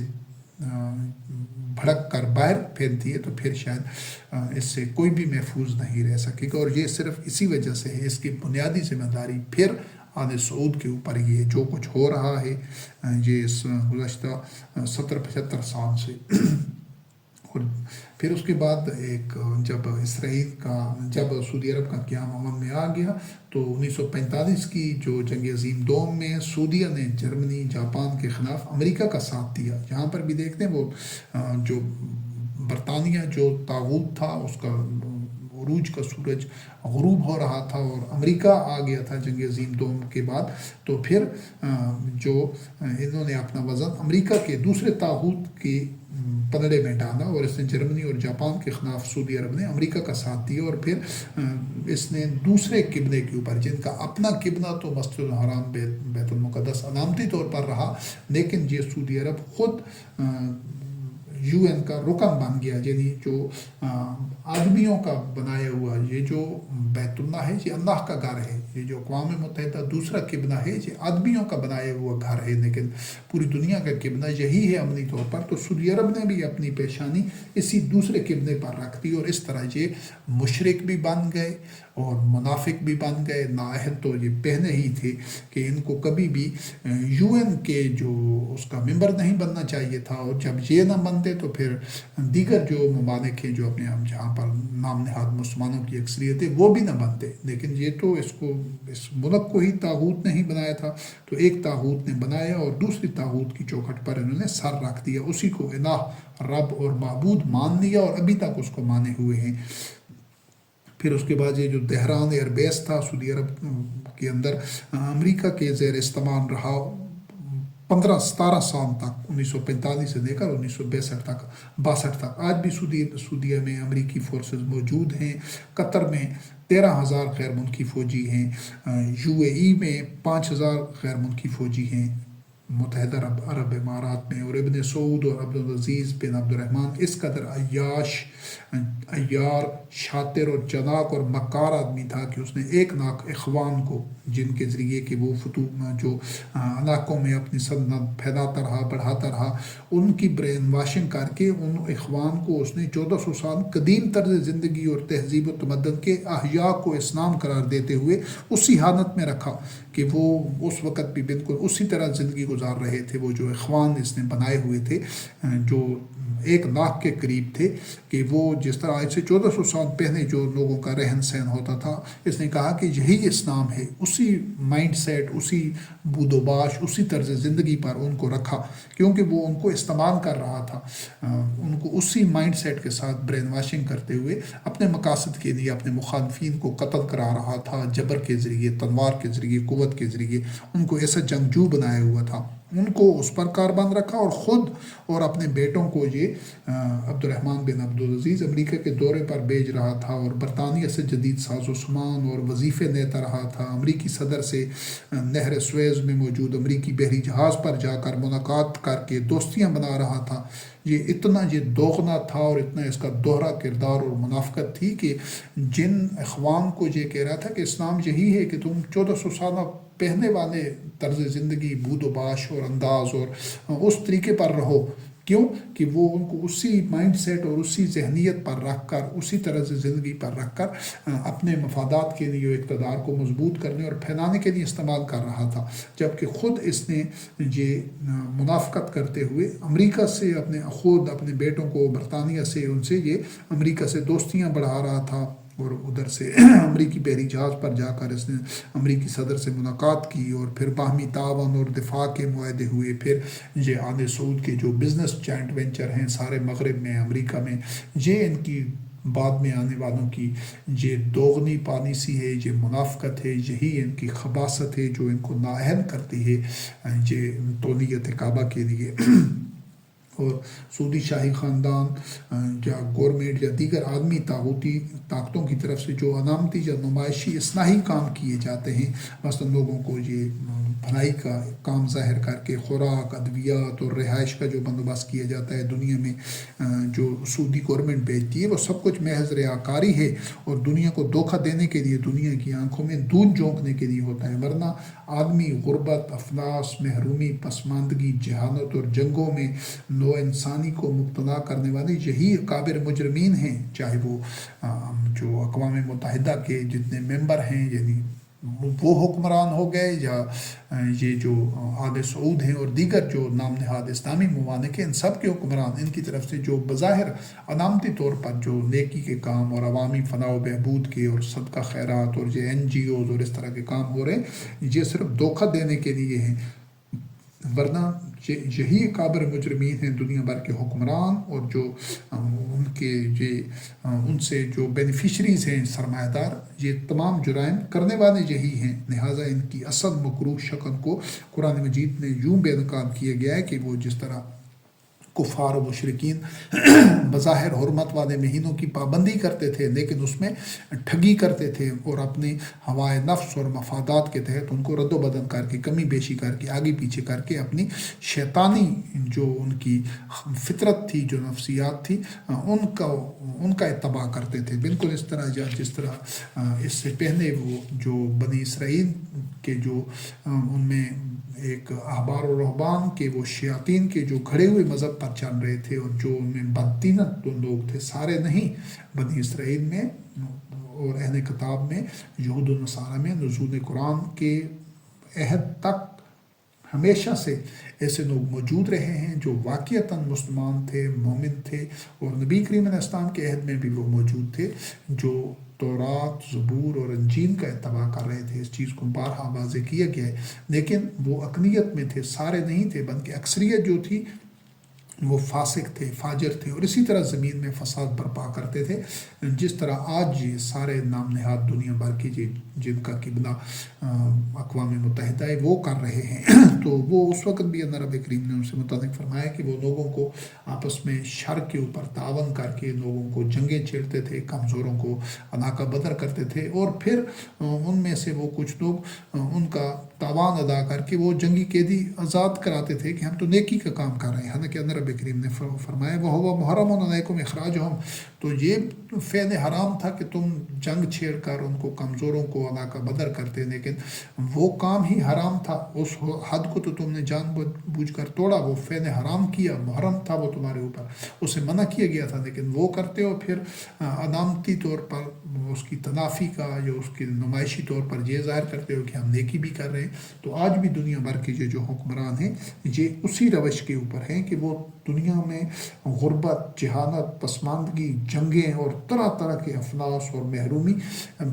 کا باعث بھی یہی لوگ ہیں، لیکن بظاہر وہ علامتی طور پر دکھاوے اور ریاکاری کے لیے کئی اچھے کام بھی کرتے ہیں، تو لہٰذا ان کے ان اقدام سے دھوکہ نہیں کھانا چاہیے، ان کی نفسیات وہی ہیں۔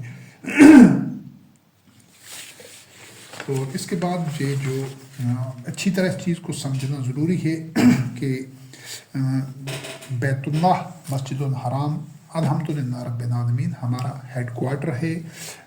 اور ہم نے انشاءاللہ عصر حاضر کے ان جو موجودہ مشرکین و منافقین حکمران آل سعود سے اس کو آزاد کرانا ہے۔ تو نیت کعبہ پرامن طور پر انشاءاللہ العزیز آسان انداز سے حکمت کو بروئے کار لاتے ہوئے ان سے تو نیت کعبہ واپس لینی ہے۔ سعودی شاہی خاندان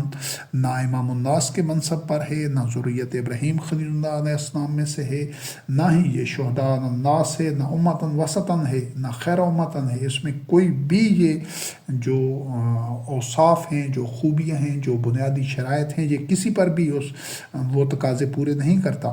بلکہ ہمیشہ سے یہ طاغوتی آدمی، طاغوت کے پٹھو ہیں اور کٹ پتلیاں رہا ہے یہ آل سعود کا خاندان، آل سعود کا شاہی طبقہ منافقین، کاذبین، مشرکین کا ٹولہ ہے۔ اور یہ سعودی شاہی خاندان اللہ کے راستے میں سنگ گراں ہے، بھاری پتھر ہے، اس کو ہٹانا ہے تو نیت کعبہ سے۔ جب تک تو نیت کعبہ ان کے ہاتھ میں ہے تو ملت کی وحدت اور سبیل اللہ پر سفر کا آغاز ممکن ہی نہیں ہے، یعنی جو ازسر نو ایک ساری دنیا سے یہ شر اور فساد کا خاتمہ ہے اور اللہ کے دین اسلام کو تمام باطن ادیان کے اوپر غالب کرنا ہے، اس کے راستے میں سب سے بڑی رکاوٹ یہ آل سعود ہیں، جو عداوت کو الفت کے ذریعے، ایثار اور اخوت کے ذریعے شکست دینی ہے۔ اس دعوت کے جتنے بھی اس عداوت کے جتنے بھی وہ سرغنے ہیں، عداوت پھیلانے والے، عداوت کے زہریلے بیج بونے والے، عداوت کو ہوا دینے والے شیاطین، مذہبی پیشوا ہوں جو تمام مذاہب میں، تمام ادیان میں موجود ہیں، یا حکمران ہوں، ان سب کی عداوت کی بھڑکائی ہوئی آگ کو بجھانے کے لیے لازمی ہے کہ تولیت کعبہ اہم لوگوں کے پاس ہوں، جو اس امانت کے اہل ہیں، جو واقعتاً ملت ابراہیم پر ہیں، اور جو اس معیار پر، علم اور تقوی اور کے معیار پر پورا اترتے ہیں، جو اللہ کی کتاب صرف قرآن کریم کا اتباع کرنے والے ہیں۔ جب تک ان کے پاس تولیت کعبہ نہیں ہوتی، اس وقت تک دنیا سے یہ نہ تو شر اور فساد کا خاتمہ ہو سکتا ہے، اور نہ اس جو ابلیسی اور شیطانی نظام ہے پوری دنیا میں، یا جس طرح UN اقوام متحدہ ایک قبلہ بنا ہوا ہے ساری دنیا اس چوکھٹ پر سجدہ ریز ہے، نہ تو اس کے متبادل کوئی نظام کی بنیاد رکھی جا سکتی ہے۔ وہ تبھی ممکن ہے جب تولیت کعبہ ملت ابراہیم خلیل اللہ علیہ السلام کے پاس ہو۔ تو ان کی تولیت میں یہ جو حج و عمرہ کی ادائیگی اسی طرح ہے، یعنی جو لوگ آل سعود کی تولیت انہی کے پاس رہتی ہے، جس طرح پچھلی 1 صدی کے قریب عرصہ سے ہے، تو اسی طرح جو لوگ حج اور عمرہ کرتے رہتے ہیں، تو یہ کفر و شرک ہے، یہ ایسا عمل جس طرح مشرکین مکہ کی تولیت میں حج و عمرہ کی ادائیگی کفر و شرک تھی، باطن تھی، تب بھی کفر ذریت ابراہیم خلیل اللہ علیہ السلام کی تولیت کی اہمیت سے تھا، یعنی وہ جو مشرکین تھے وہ محمد رسول اللہ علیہ السلام والذین معہ رضوان اللہ علیہم کو کیوں تولیت کعبہ سپرد نہیں کر رہے تھے؟ وہ مشرکین اسی چیز سے انکار کر رہے تھے، حالانکہ جو اہل تھے تولیت کے وہ محمد رسول اللہ علیہ السلام اور آپ کے متبعین رضوان اللہ علیہم تھے۔ وہ مشرکین مکہ تولیت کے اہل نہیں تھے، باوجود اس کے کہ وہاں پر جو شعائر تھے، جو حج عمرہ تھا، جو طواف تھا، اور دیگر جو صنعت تھی اور حاجیوں کے انتظامات تھے، وہ سب کچھ مشرکین کر رہے تھے۔ آج کے بھی آل سعود وہ سب کچھ کر رہے ہیں، لیکن وہ اس کے اہل نہیں ہیں مشرکین مکہ کی طرح۔ تو آج بھی کفر اسی طرح تولیت کی اہمیت سے ہے۔ شرک کے مظاہر جو لات منات اور عزا تھے اس وقت، آج یہ بت کتب احادیث اور روایات اور فقہ اور دیگر جو انداد اللہ اور شرکاء کے افکار و نظریات ہیں، ان کے منفوذات ہیں، ان کے افعال و اعمال ہیں، یہ بت آج اس صورت میں ہیں۔ تو مقام ابراہیم کی صورت میں اور حجر اسود نصب کر کے اور اس طرح کی یہ جو ایک خود سے ایک مناسک اور یہ چیزیں بنا دی گئی ہیں، تو اس کی صورت میں یہ سب بت موجود ہیں۔ کل بھی بت پرستی تھی، آج بھی بت پرستی ہی ہے، محض اس کی شکل بدلی ہے، اور نااہلوں کی تولیت میں ادائیگی حج و عمرہ ایسے ہی ہے۔ اگر یہ تولیت کعبہ انہی کے پاس رہتی، آل سعود کے پاس، اور لوگ حج و عمرہ ادا کر رہے ہیں، وہ مناسک ادا کر رہے ہیں اور جو حج کے ہیں، تو اس کی مثال ایسے ہی ہے جیسے کوئی آدمی شراب پی کر اور سور کا گوشت کھا کر امامت کے لیے کھڑا ہو جائے اور مقتدین اس کے پیچھے نماز پڑھنا شروع کر دیں، تو اس کا جو صلاۃ ادا کرنے کا جو عمل ہے، ادائیگی ہے، اس کی وہ جو ایک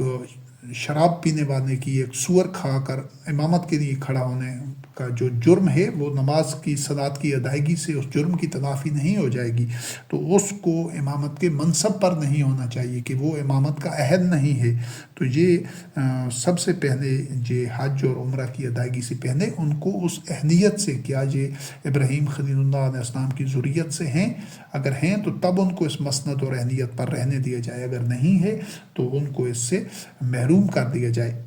اور اہم لوگوں کے حوالے یہ تولیت کعبہ ہو۔ سعودی شاہی خاندان کے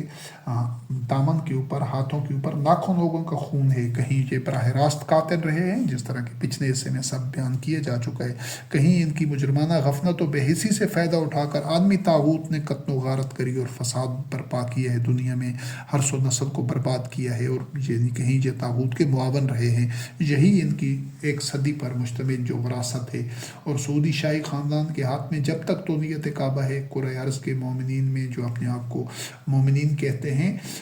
وہ بے بس ہی رہیں گے، اور جو مسلمان اپنے آپ کو کہتے ہیں نام نہاد مسلمان، ان میں رشتہ الفت پیدا ہی نہیں ہو سکتا، وہ ایک دوسرے کے ولی بن ہی نہیں سکتے، ان میں اثار کا اور اخوت کا رشتہ قائم ہی نہیں ہو سکتا، اور وہ بنیان و مرسوس بن ہی نہیں سکتے. لہٰذا دنیا سے نہ تو فتنہ اور فساد کبیر ختم ہو سکتا ہے، اور نہ ہی طاغوت کو اور شیاطین کے اس عداوت پر مبنی یہ پورے باطن نظام کو شکست دی جا سکتی ہے. یہ سعودی جو آل سعود ہیں، یہ اس کے راستے میں سب سے بڑی رکاوٹ ہیں. اور یہ جو خود کو خادم حرمین شریفین جو سعودی شاہی خاندان خود کو قرار دیتا ہے، اپنے دور میں مشرکین مکہ بھی حرم کے خادم تھے، لیکن وہ ذریت ابراہیم خلیل اللہ علیہ السلام نہ تھے. سعودی شاہی خاندان تو ان مشرکین سے بھی بڑا مشرک ہے کہ اس نے حرم سے حرمین بنا دیے ہیں. یعنی مشرکین کے عہد میں تو صرف ایک ہی حرم تھا بیت اللہ، انہوں نے دوسری جو مدینہ میں مسجد ہے جس کو مسجد نبوی کا نام دیا گیا، اس کو بھی حرم قرار دے کر حرمین خادم حرمین شریفین. ان کا شرک تو اس سے بھی بدترین شکل میں ہے، ان مشرکین عرب سے بھی بڑے یہ مشرک ہیں. تو طاغوت کی ولایت اور سرپرستی کسی فرد، خاندان، قوم کے لیے تب ہی مختص ہوتی ہے. اس چیز اصول کو یاد رکھیے گا کہ جو بھی کسی دور کا طاغوت ہوتا ہے وہ تب ہی کسی قوم کی یا کسی فرد کی، کسی لوگوں کی گروپ کی سرپرستی کرتا ہے، جبکہ اس شخص میں یا خاندان یا قوم میں سے ایمان، یقین، توکل علی اللہ، عزت نفس، خودداری، حمیت اور انا کا دیوانیہ نکل چکا ہو. اگر کسی شخص میں، کسی قوم میں، کسی قبیلہ گروہ میں، کسی مذہب میں یہ عناصر باقی ہیں، یعنی ان میں ایمان ہے، توکل علی اللہ ہے، عزم ہے، قوت ہے، یقین ہے، عزت نفس ہے، خودداری ہے، حمیت ہے، انا ہے، تو وہ ان میں سے اگر یہ چیزیں باقی ہیں تو طاغوت کبھی بھی ایسے شخص یا خاندان یا قوم کو کی سرپرستی نہیں کرے گا، بلکہ وہ اس کو کچلنا چاہے گا اپنا محکوم بنانے کے لیے، اپنا ایک اس پر اپنا زیر کنٹرول رکھنے کے لیے، تاکہ وہ اس کو استعمال کر سکے. تو سعودی شاہی خاندان کی سرپرستی عالمی طاغوت گزشتہ 1 صدی سے زائد عرصہ سے مسلسل کر رہا ہے، کیونکہ حکمران آل سعود میں حمیت، غیرت، ایمان، توکل علی اللہ، صدق اور اخلاص سب کچھ ناپید ہے. اور اب ہم دیکھتے ہیں کہ آل سعود کا دین اللہ سے انحراف و بغاوت اور ناقابل معافی جرائم، یعنی یہ تو ان کی جو ایک تاریخ کے حوالے سے مختلف گوشوں سے چونکہ آل سعود کے جرائم پر ایک نگاہ ڈالی جا رہی ہے، تو اس کے چند گوشے یہ بھی دیکھنے کہ سعودی عرب میں یہ جو امام یا ملک یا خلیفہ یا اولی الامر کے لیے اللہ رب العزت کے جو مقرر کردہ اصول یا پیمانے ہیں، جس بنیاد کے اوپر کسی کو امام بنانا ہے یا ملک بنانا ہے یا خلیفہ یا اولی الامر بنانا ہے، تو اللہ رب العزت نے وہ پیمانے علم، تقوی اور اہلیت و صلاحیت قرار دیا ہے. تو آل سعود نے اس کو ترک کر کے آل سعود کے لیے اقتدار و حکمرانی تو نیت کعبہ کو مختص کرنا دین اللہ سے انحراف و بغاوت ہے. جو یہ خبیث ہیں، انہوں نے اللہ کے مقرر کردہ پیمانوں کو جو اللہ رب کریم نے اہلیت کے پیمانے دیے ہیں، تو ان کو ترک کر کے ناظم قرار دیا ہے کہ اس کا آل سعود میں سے ہونا، یعنی وہی آدمی سعودی عرب کا حکمران بن سکتا ہے جو آل سعود میں سے ہو. یہ ایک باطن پیمانہ ان کا خود کھڑا ہوا ہے، یہ اللہ رب کریم کے مقرر کردہ پیمانوں کو رد کرنے اور ان سے بغاوت کرنے کے مترادف ہے، اور بغاوت ہی ہے. پھر انہوں نے حرم سے جو حرمین بنائے ہیں، یہ بھی صریحاً شرک ہے، اور خود کو امام الناس اور خیر امتن اور شہداء علی الناس ثابت کرنے کی بجائے ان منحوسوں نے خود کو خادم حرمین قرار دیا ہے. وہ جو خادم تھے وہ تو مشرکین بھی تھے، وہ بھی حج کے انتظامات کرتے تھے اپنے دور کے حساب کے مطابق، حاجیوں کی رہائش کا، پانی پلانے کا، دیگر انتظامات. تو یہاں پر تونیت اگر خادمین کے پاس یا خادم کے پاس تونیت کے اہل ہوتے تو پھر مشرکین ہی رہتے. محمد رسول اللہ علیہ السلام پر الذین آمنوا معہ رضی اللہ عنہم، وہ جد و جہد نہ کرتے، وہ خواب نہ دیکھتے، وہ اللہ رب کریم ان کی جد و جہد کو کامیاب نہ کرتا اور اپنی نصرت اور فضل اور رحمت کے ساتھ ان کو فتح نہ دیتا مشرکین پر. خدمت تو وہ بھی کر رہے تھے. تو یہ جو خادم ہونا ہے، اس خادم کی جہاں پر ضرورت نہیں ہے، جہاں پر امام الناس کی ضرورت ہے، جہاں پر جو خیر امتن کی اور شہداء الناس کی ضرورت ہے، جو پورے کرۂ ارض پر اصلاح کریں اور فساد کا خاتمہ کریں. یہ جو خادم بنے بیٹھے ہیں یہ کبھی بھی اصلاح نہیں کر سکتے. یہ تو عباد الطاغوت ہیں. اور مشرکین مکہ کی روش پر چلتے ہوئے الناس اور موحدین کو بیت اللہ میں داخلہ سے روکنا تعمیر کعبہ کے اہداف کو یکسر فراموش کرنا ہے. جس طرح مشرکین اللہ کے راستے سے روکتے تھے اور لوگوں کو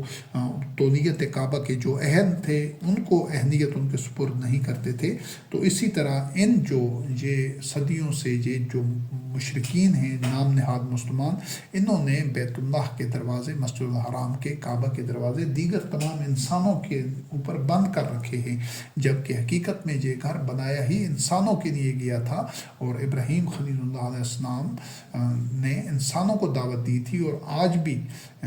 جب بھی تونیت کعبہ انشاءاللہ عزیز اس کے عہد لوگوں کے پاس ہوگی تو بیت اللہ اور مسجد الحرام کے دروازے تمام انسانوں کے لیے کھلے ہوں گے. ان کا مسلمان ہونا یا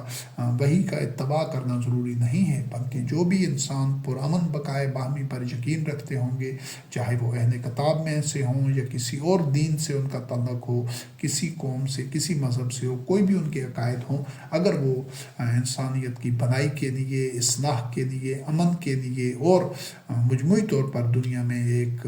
خیر کے لیے کوئی بھی جد و جہد کرنا چاہیں، اس کا حصہ بننا چاہیں، اس کو مشاہدہ کرنا چاہیں، تو وہ بیت اللہ میں آ سکیں گے اور وہ اصلاح فی الارض کے نظام کا حصہ بن سکیں گے یا اس سے استفادہ کر سکیں گے. دونوں صورتوں کے لیے ان کے دروازے کھلے ہوں گے. اور مومنین اور مسلمین تو یقیناً جو اہل ہوں گے، استطاعت رکھتے ہوں گے، جو اصلاح فی الارض کے عمل میں اپنا حصہ ڈال سکتے ہوں گے، گناہ بخشوانے کے لیے نہیں بلکہ دنیا میں اپنے آپ کو امام ثابت کرنے کے لیے کسی بھی حوالے سے دنیا بھر سے جو مسلمان ہیں وہ اپنا حصہ ڈال سکیں گے، اپنی ذمہ داریاں پوری کر سکنے کے لیے آئیں گے. تو وہ تو ہوں گے بھی صحیح، لیکن تمام انسانوں کے لیے بھی اس کے دروازے کھلے ہوں گے انشاءاللہ عزیز. پھر اس سے آگے دیکھتے ہیں کہ سعودی عرب کے جو آئین اور دستور ہے کہ جو کہ 1992 میں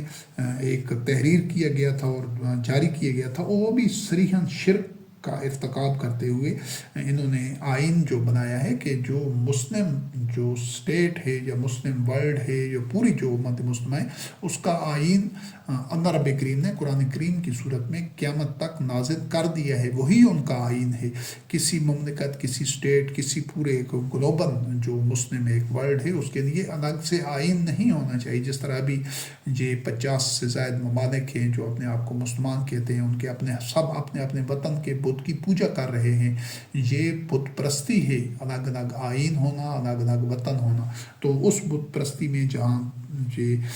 دیگر سارے نام نہاد اسلامی ممالک شامل ہیں، وہاں پر سعودی عرب نے بھی 1992 میں، اس سے پہلے اس کا آئین نہیں تھا، شرک کا ارتکاب کرتے ہوئے اپنا آئین بنایا. اور اس آئین کو کتاب اللہ کو آئین کی اساس یا ماخذ نہیں بنایا گیا، بلکہ اس کے ساتھ سنت اور شریعت کو بھی اور عرب روایات کو بھی شامل کیا گیا کہ یہ بھی اس آئین کے ماخذ ہیں. یہ ہے ان کا شرک اور نااہلی. اور اللہ وحدہ لا شریک کو الہ واحد تسلیم نہ کرتے ہوئے طاغوت یعنی شیاطین کے تراشیدہ الہ، یعنی جو جدید تہذیب کا ایک نیا الہ جو انہوں نے گھڑا ہے، ایک نیا خدا جو بنایا ہے، وطن. سعودی عرب نے بھی اس وطن کو بھی الہ تسلیم کر کے وطن پرستی کی ترویج کی گئی ہے ان کے آئین میں، جو 1952 میں انہوں نے بنایا ہے، 1992 میں بنایا ہے. اور وطن پر فخر اور وطن کی تاریخ پر فخر سعودیہ کے نظام تعلیم کا ہدف ہے کہ وہ اپنے سعودی ہونے کے اور سعودی عرب کے شہری ہونے کے، عرب ہونے پر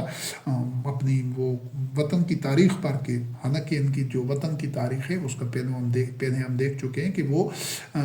شرمندگی ہے، وہ ندامت ہے، وہ ایک ذلت اور پستی اور عبادت طاغوت ہونا ہے، اور طاغوت کا پٹھو اور اداکار بن کر یہ سعودی عرب کا قیام عمل میں آیا. اسی کا نتیجہ ہے. لیکن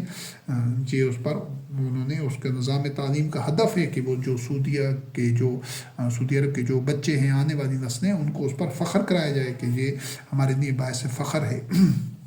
اور اسٹیٹ کے جو مفادات ہیں سعودی عرب کے، اس کو ایک ریگولیٹری اتھارٹی یقینی بناتی ہے ان کے مفادات کے تحفظ کو۔ تو نتیجہ یہ ہے کہ امام الناس ملت ابراہیم یا دین اللہ کو نجوز ہے رون الدین کننے، سارے ادیان عالم پر غالب کرنا سعودی عرب کی آل سعود کی ترجیح ہی نہیں ہے، ان کو شعور ہی نہیں ہے، یہ تو خود عباد الطاغوت بنے ہوئے ہیں، جبکہ جو بیت اللہ کے متبنی ہوں ان کی تو بنیادی ذمہ داری یہی ہے کہ وہ دین اسلام کو تمام باطن ادیان کے اوپر غالب کریں، جو الفت ہے، جو اخوت ہے، جو ایثار ہے، جو وحدت ہے، اس کو عداوت کے اوپر، اس کو فساد کے اوپر غالب کریں۔ یہ نظریہ ہونا چاہیے۔ یہ جو محسوس شکل ہے جو سرون الدین کننے کی، اس کا ان آل سعود کو شعور ہی نہیں ہے۔ کیوں کہ یہ اپنی ہوائے نفس اور شہوات کے اندھے ہیں اس کی بنیاد کے اوپر، اور دین اور سیاست میں سنویت پیدا کرنے کے یہ مجرم ہیں۔ ان کا بڑا جرم ہے کہ حج بیت اللہ میں اور سیاست OIC میں یا UN میں، یعنی OIC جو بنائی ہے سیاسی پلیٹ فارم وہ بنا دیا ہے، یا پھر اصل میں جو ان کا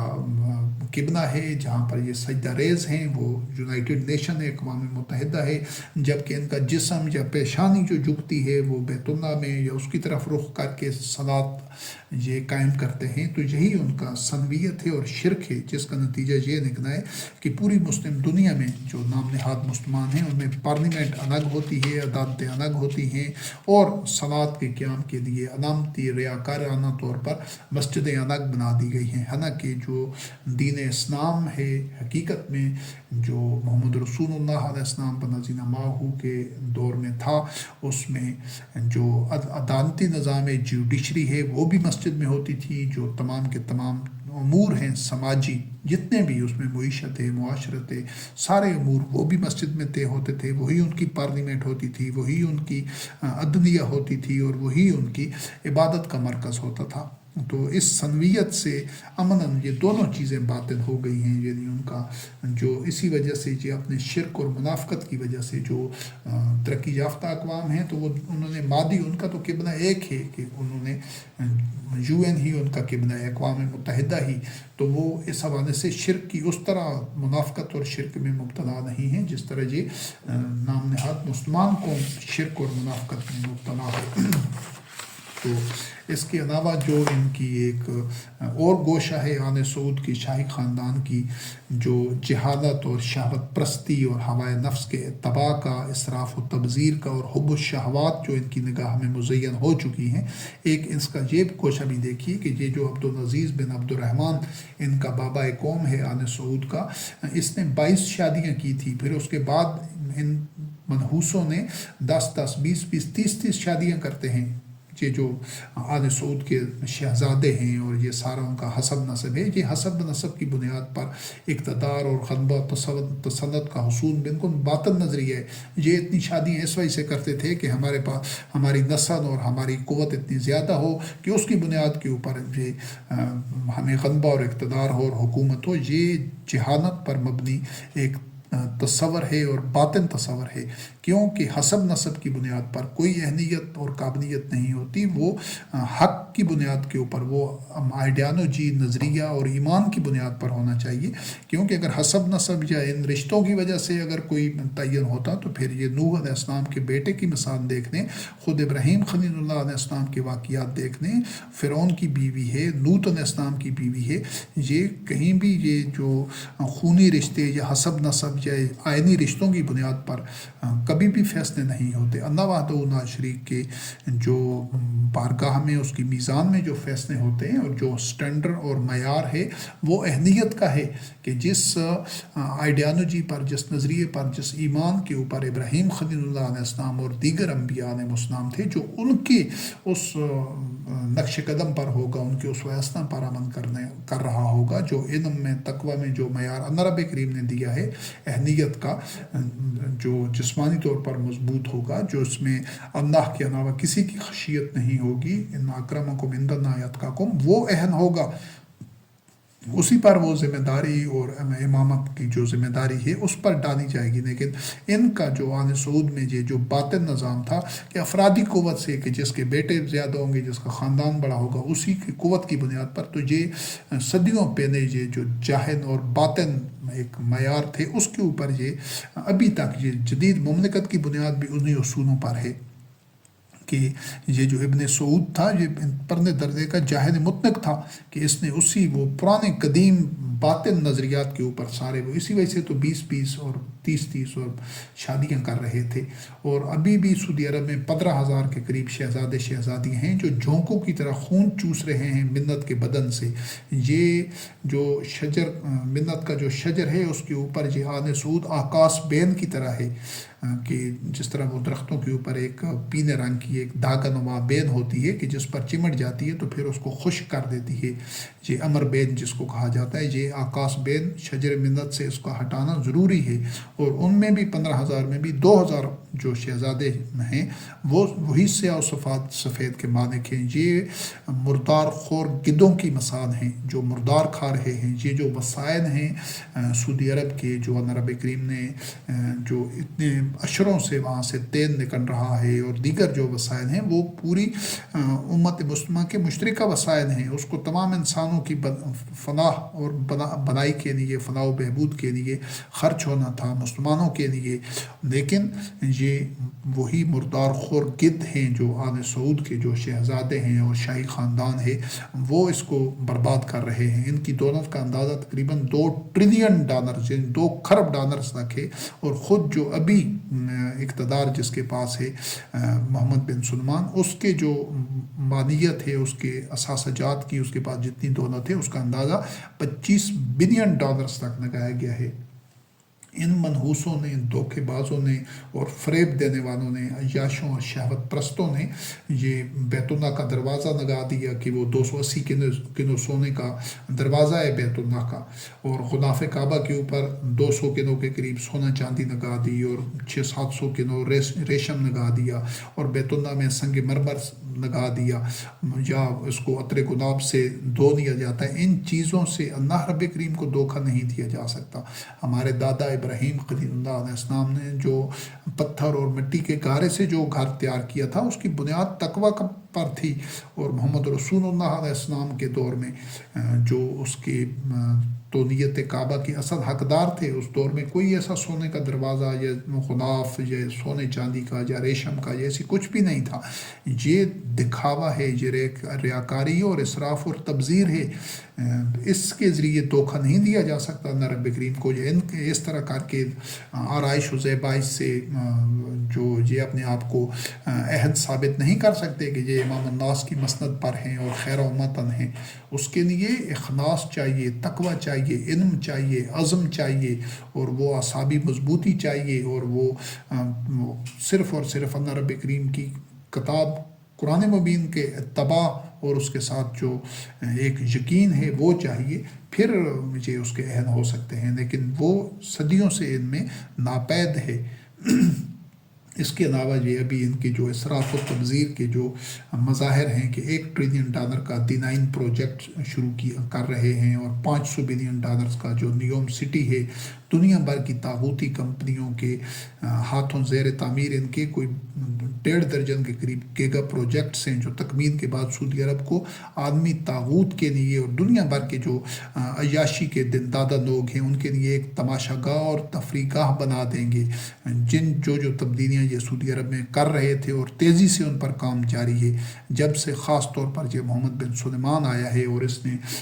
وہ محمد بن عبد الوہاب کے یہ جو وہابی نظریات تھے ان سے جان چھڑا کر ان کو ترک کر کے یہ جو جدید سیکولرزم اور لبرلزم پر جو آ رہا ہے، تو اس کا یہی اہداف ہیں کہ ان کو شیطانی سرگرمیوں کا گڑھ اور عیاشی کا اڈا بنا رہا ہے سعودی عرب کو، کہ مستقبل میں جب تیل کے وسائل ختم ہو جائیں گے تو اس کو ایک دنیا کے لیے ایک ریزارٹ اور انٹرٹینمنٹ بنایا جائے. ریزارٹ کے لیے یہ پلان ہے جس کے اوپر یہ آل سعود آج کا نام پیرا ہے. اور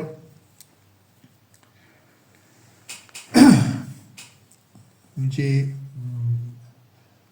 یا تو اور اس کے علاوہ اس چیز کو بھی جو آخری مرحلے کے طور پر پھر اس کے بعد اگنی نشست میں مزید جو مغربی تہذیب ہے اس کی جو بھیانک چہرہ ہے، جو اس کی مکروہ چہرہ ہے، جو اس کی خباستیں اور تاریک ماضی ہے، اس کا شرمناک ماضی ہے، اس کے اوپر جو حقائق ہیں وہ پیش کیے جائیں گے جو صدیوں پر مشتمل اس کی تاریخ ہے۔ تو یہ یہاں پر یہ دیکھنا ضروری ہے کہ یہ جو موجودہ طور پر، اور یہ بڑا لازمی امر ہے اس چیز کو، تمام جو دنیا میں اپنے آپ کو مسلمان کہتے ہیں یا دعویٰ کرتے ہیں، یا وہ کہتے ہیں کہ ہم ملت ابراہیم خلیل اللہ علیہ السلام کا اتباع کر رہے ہیں، کہ یا تو وہ اناد اعلان اگر وہ حج اور عمرہ کے موقع پر جاتے ہیں تو آل سعود سے برات کا اعلان کریں، اور تولیت کعبہ سے ان کو معزول کرنے کا اعلان کیا جائے، اور وہ اس چیز کے اوپر احتجاج کریں اور لوگوں میں یہ شعور پیدا کریں۔ اگر تو کسی مسلمان میں جو اپنے آپ کو مسلمان کہتا ہے، مومن کہتا ہے، وہ حج اور عمرہ کا یہ جو سلسلہ ہے اس کو جاری رکھنا چاہتا ہے، تو وہ بیت اللہ میں جا کر اس کا اعلان کرے، لوگوں کو دعوت دے، یہ شعور پیدا کرے کہ یہ آل سعود تولیت کے عہد نہیں ہیں، بلکہ تولیت کے عہد کون ہیں۔ اگر تو کوئی اپنے آپ کو مسلمان کہنے والے یہ عمل کر سکتے ہیں تو کریں، اور یہ نہیں کر سکیں گے اور نہ ہی ان کو یہ آل سعود اجازت دے گی۔ اگر وہ ایسا نہیں کر سکتے، یعنی حق کی شہادت کی گواہی نہیں دے سکتے، حق بات نہیں کر سکتے بیت اللہ میں جا کر، تو اس وقت تک حج اور عمرہ کو مؤخر رکھیں۔ یہ قطعی طور پر لازم ہے، کیونکہ پہلے جس طرح واضح کیا جا چکا ہے کہ جو بندہ سور کا گوشت کھا کر، شراب پی کر اگر امامت کے مسند پر اس کو کھڑا کر دیا جائے تو اس کے پیچھے نماز صلاۃ قائم کرنا باطل ہے، کیونکہ وہ امامت کا عہد نہیں ہے۔ تو اسی طرح یا تو اس مسجد میں جائیں، تو اگر کوئی ایسا آدمی امامت کر رہا ہے جس طرح، تو اس کو سب سے پہلے امامت کے جو منصب ہے اس سے ہٹائیں، اس کو امامت کے منصب پر ہونا لازم ہے جو اس کا عہد ہے، پھر اس کے پیچھے صلاۃ ادا کرنی ہے۔ تو اسی طرح حج اور عمرہ تب اس کے جو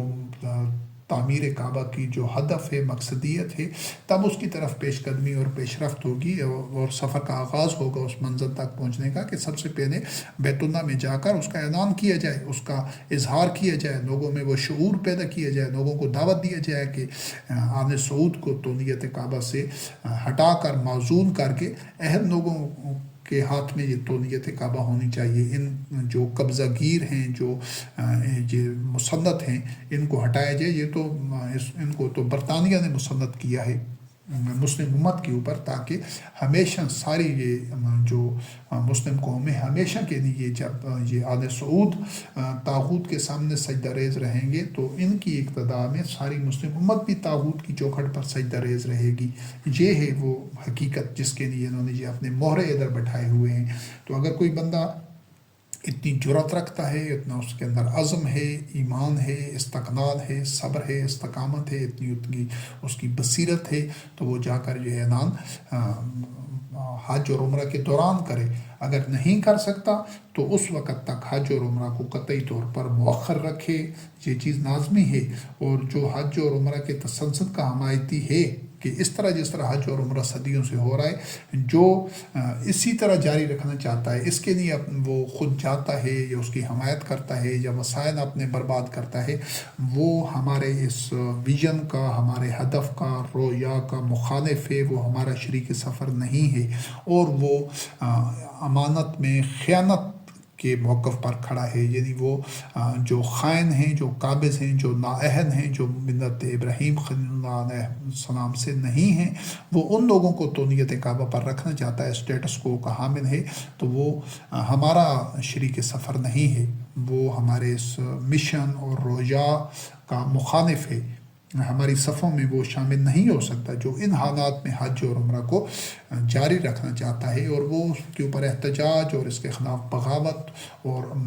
لوگوں میں وہ شعور پیدا نہیں کر سکتا، اور اسی طرح حج اور عمرہ کا تسلسل چاہتا ہے۔ تو جو مومن ہیں ان کے لیے لازمی ہے کہ سب سے پہلے وہ خود بھی رکیں، حج اور عمرہ کی ادائیگی مؤخر کریں جب تک آل سعود کے پاس تولیت ہے، اور دوسرے ان کے جو عزیز و اقارب ہیں، جو معاشرے کے لوگ ہیں اور دیگر جو ان سے وابستہ لوگ ہیں، ان میں بھی یہ شعور پیدا کریں کہ سب سے پہلے اس جس طرح سور کھانے والے، حرام اور سود کھانے والے اور شراب پینے والے کو امام نہیں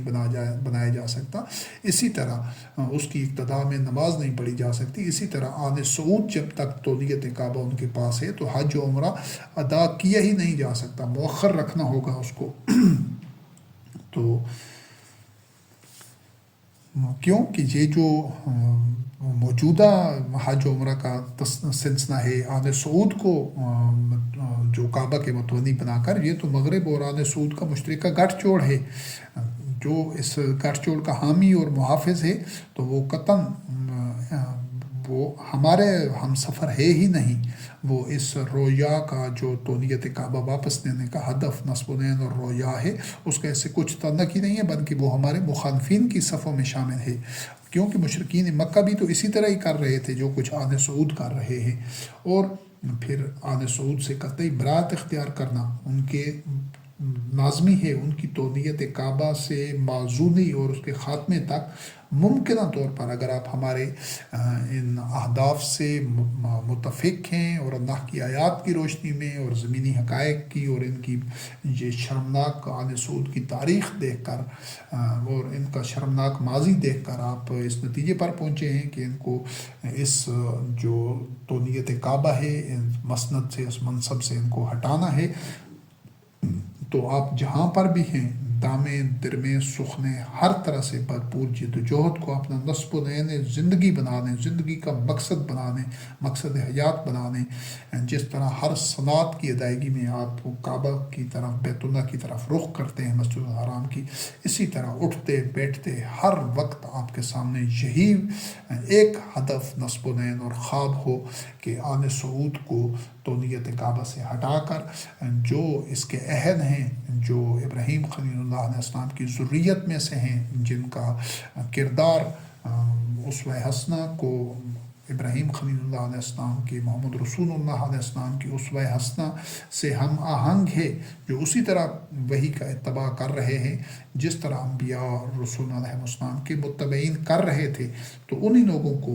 یہ ذمہ داری اور امانت انہی کے سپرد نہیں ہو جاتی اس وقت تک وہ چین سے نہ بیٹھیں، بلکہ ہمہ وقت ہر سطح پر جتنا ان سے بن پڑے، جتنا ہو سکے، وہ اسی نصب العین کو، جد و جہد کو اپنا نصب العین حیات بنا لیں، اسی مقصد کو حاصل کر لینا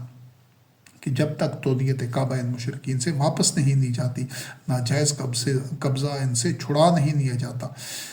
اور انشاءاللہ العزیز باذن اللہ بنصر اللہ بفضل اللہ ایسا ہونا ہے اور بہت جلد ہونا ہے، اور انشاءاللہ العزیز یہی وہ وقت ہوگا جب تولیت کعبہ اس کے عہد لوگوں کے پاس ہوگی، تو جو پہلا اقدام ہوگا وہ پوری دنیا میں عدل و قسط کے قیام کی جو بنیاد ہوگی، تو اس میں انشاءاللہ العزیز یہ جو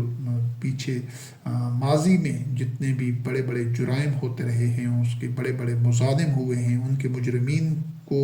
اور ان کے جو موجودہ ان جرائم کے نتیجے میں جو لوگ اس سے استفادہ کر رہے ہیں، ان ظلم سے، اس ناجائز استحصال سے، اس جارحیت سے، تو ان کو سزا دیے بغیر عدل و قسط کا قیام ممکن ہی نہیں ہے۔ اس کے لیے 3 اقدام یعنی 3 مراحل ہیں انشاءاللہ العزیز۔ تولیت کعبہ کے حصول کے بعد جو ابراہیم خلیل اللہ علیہ السلام کی بنت اور ذریت اور اس کے جو عہد ہیں ان کو جو کرنے ہوں گے، کہ پہلی چیز ہے کہ آل سعود کے صدیوں پر محیط جو جرائم کی سزا اور تاوان اور زر تلافی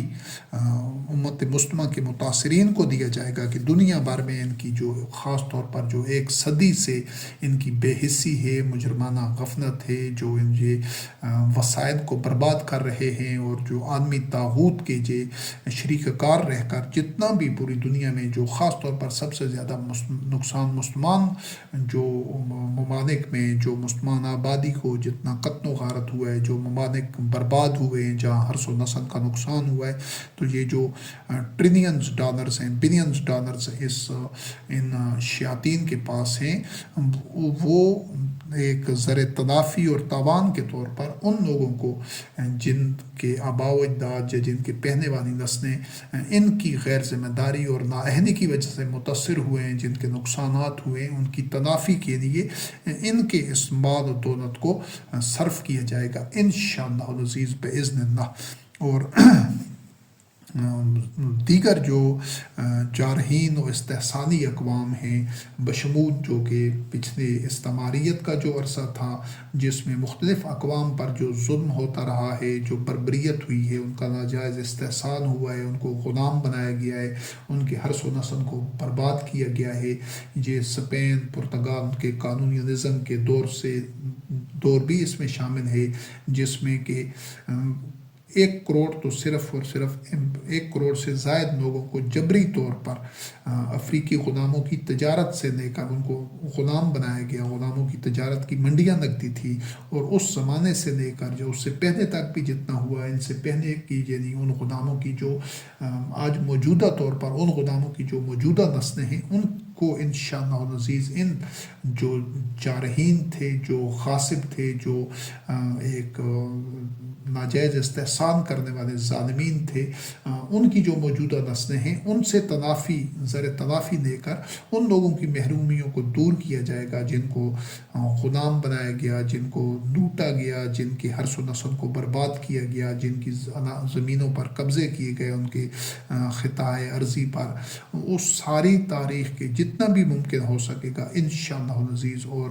یہ آج کی موجودہ فلسطین، اسرائیل، یوکرین جنگوں تک، یہ جو 1000 سال سے زائد کا عرصہ ہے، تو جو ان کی موجودہ نسلوں کی جو ان کے آبا و اجداد تھے، جو اصناف تھے اس عرصے میں، جو محروم لوگ تھے، ان کی موجودہ نسلوں کو انشاءاللہ العزیز جو ظالمین تھے، جو جارح تھے، جنہوں نے لشکرکشی کی، جو استحصال کرنے والی قومیں تھیں، ان کے جو آج جو وارث ہیں، ان سے انشاءاللہ العزیز اس کو جس حد تک تلافی ہوئی وہ تلافی کی جائے گی، اور پھر اگر وہ معافی مانگ کر ان اقوام سے، ان کی موجودہ یعنی کہ جو ان کے وارثین ہیں جن کے ساتھ ظلم و زیادتی اور جبر ہوا ہے، جن کو محکوم رکھا گیا، جن کو غلام بنایا گیا، ان کے ساتھ وہ معافی کر کے اس کی تلافی کریں اور اس کو جتنا تاوان ادا کریں، اور جو ابھی ان کی اصلاح کے لیے اگر ان کے موجودہ جو ظالمین کے وارث ہیں، جو جارحین کے وارث ہیں، جو ان طاغوت کے وارث ہیں جنہوں نے ظلم و زیادتی کی ہے، دنیا میں ناجائز استحصال کیا ہے، اگر وہ تلافی کرتے ہیں تبھی ان کو عدل کے تقاضے پورے کیے جا سکیں گے۔ اگر وہ تلافی نہیں کرتے، پھر آج بھی وہ اپنے جو ان کے اصناف تھے، ظالمین تھے، جو گزشتگان تھے، آج بھی جو قومیں پھر اسی ظلم کی روش پر رہنا چاہیں گی، جو ناجائز استحصال کریں گی، جو لوگوں کو غلام اور محکوم بنائیں گی، جو لوگوں پر ظلم و روا کریں گی، اور جو زمین میں حرث و نسل کو برباد کریں گی، انشاءاللہ العزیز پھر ان کا راستہ جو مومنین ہوں گے، مسلمین ہوں گے پوری دنیا میں، وہ ان کا راستہ روکیں گے اور فساد کی جڑ کاٹیں گے، اور ظالمین کو، فاسقین کو، کابر مجرمین کو ان کے منطقی انجام تک پہنچائیں گے بِإِذْنِ اللہ، انشاءاللہ، بنصر اللہ، بفضل اللہ۔ اور یہ تب ہی ممکن ہے جب تولیت کعبہ اس کے اہل لوگوں کے پاس ہوگی۔ جب تک یہ نااہل بیٹھے ہوں گے جو خود طاغوت کے پٹھو ہیں، آلۂ کار ہیں، تو یہ کبھی بھی دنیا میں عدل و قسط کی بنیاد نہیں رکھ سکتے، اور ان کو شعور ہی نہیں ہے، یہ چاہتے بھی نہیں ہیں، انہوں نے اللہ کی جو وحی ہے، جو کتاب ہے، اس سے وہ رہنمائی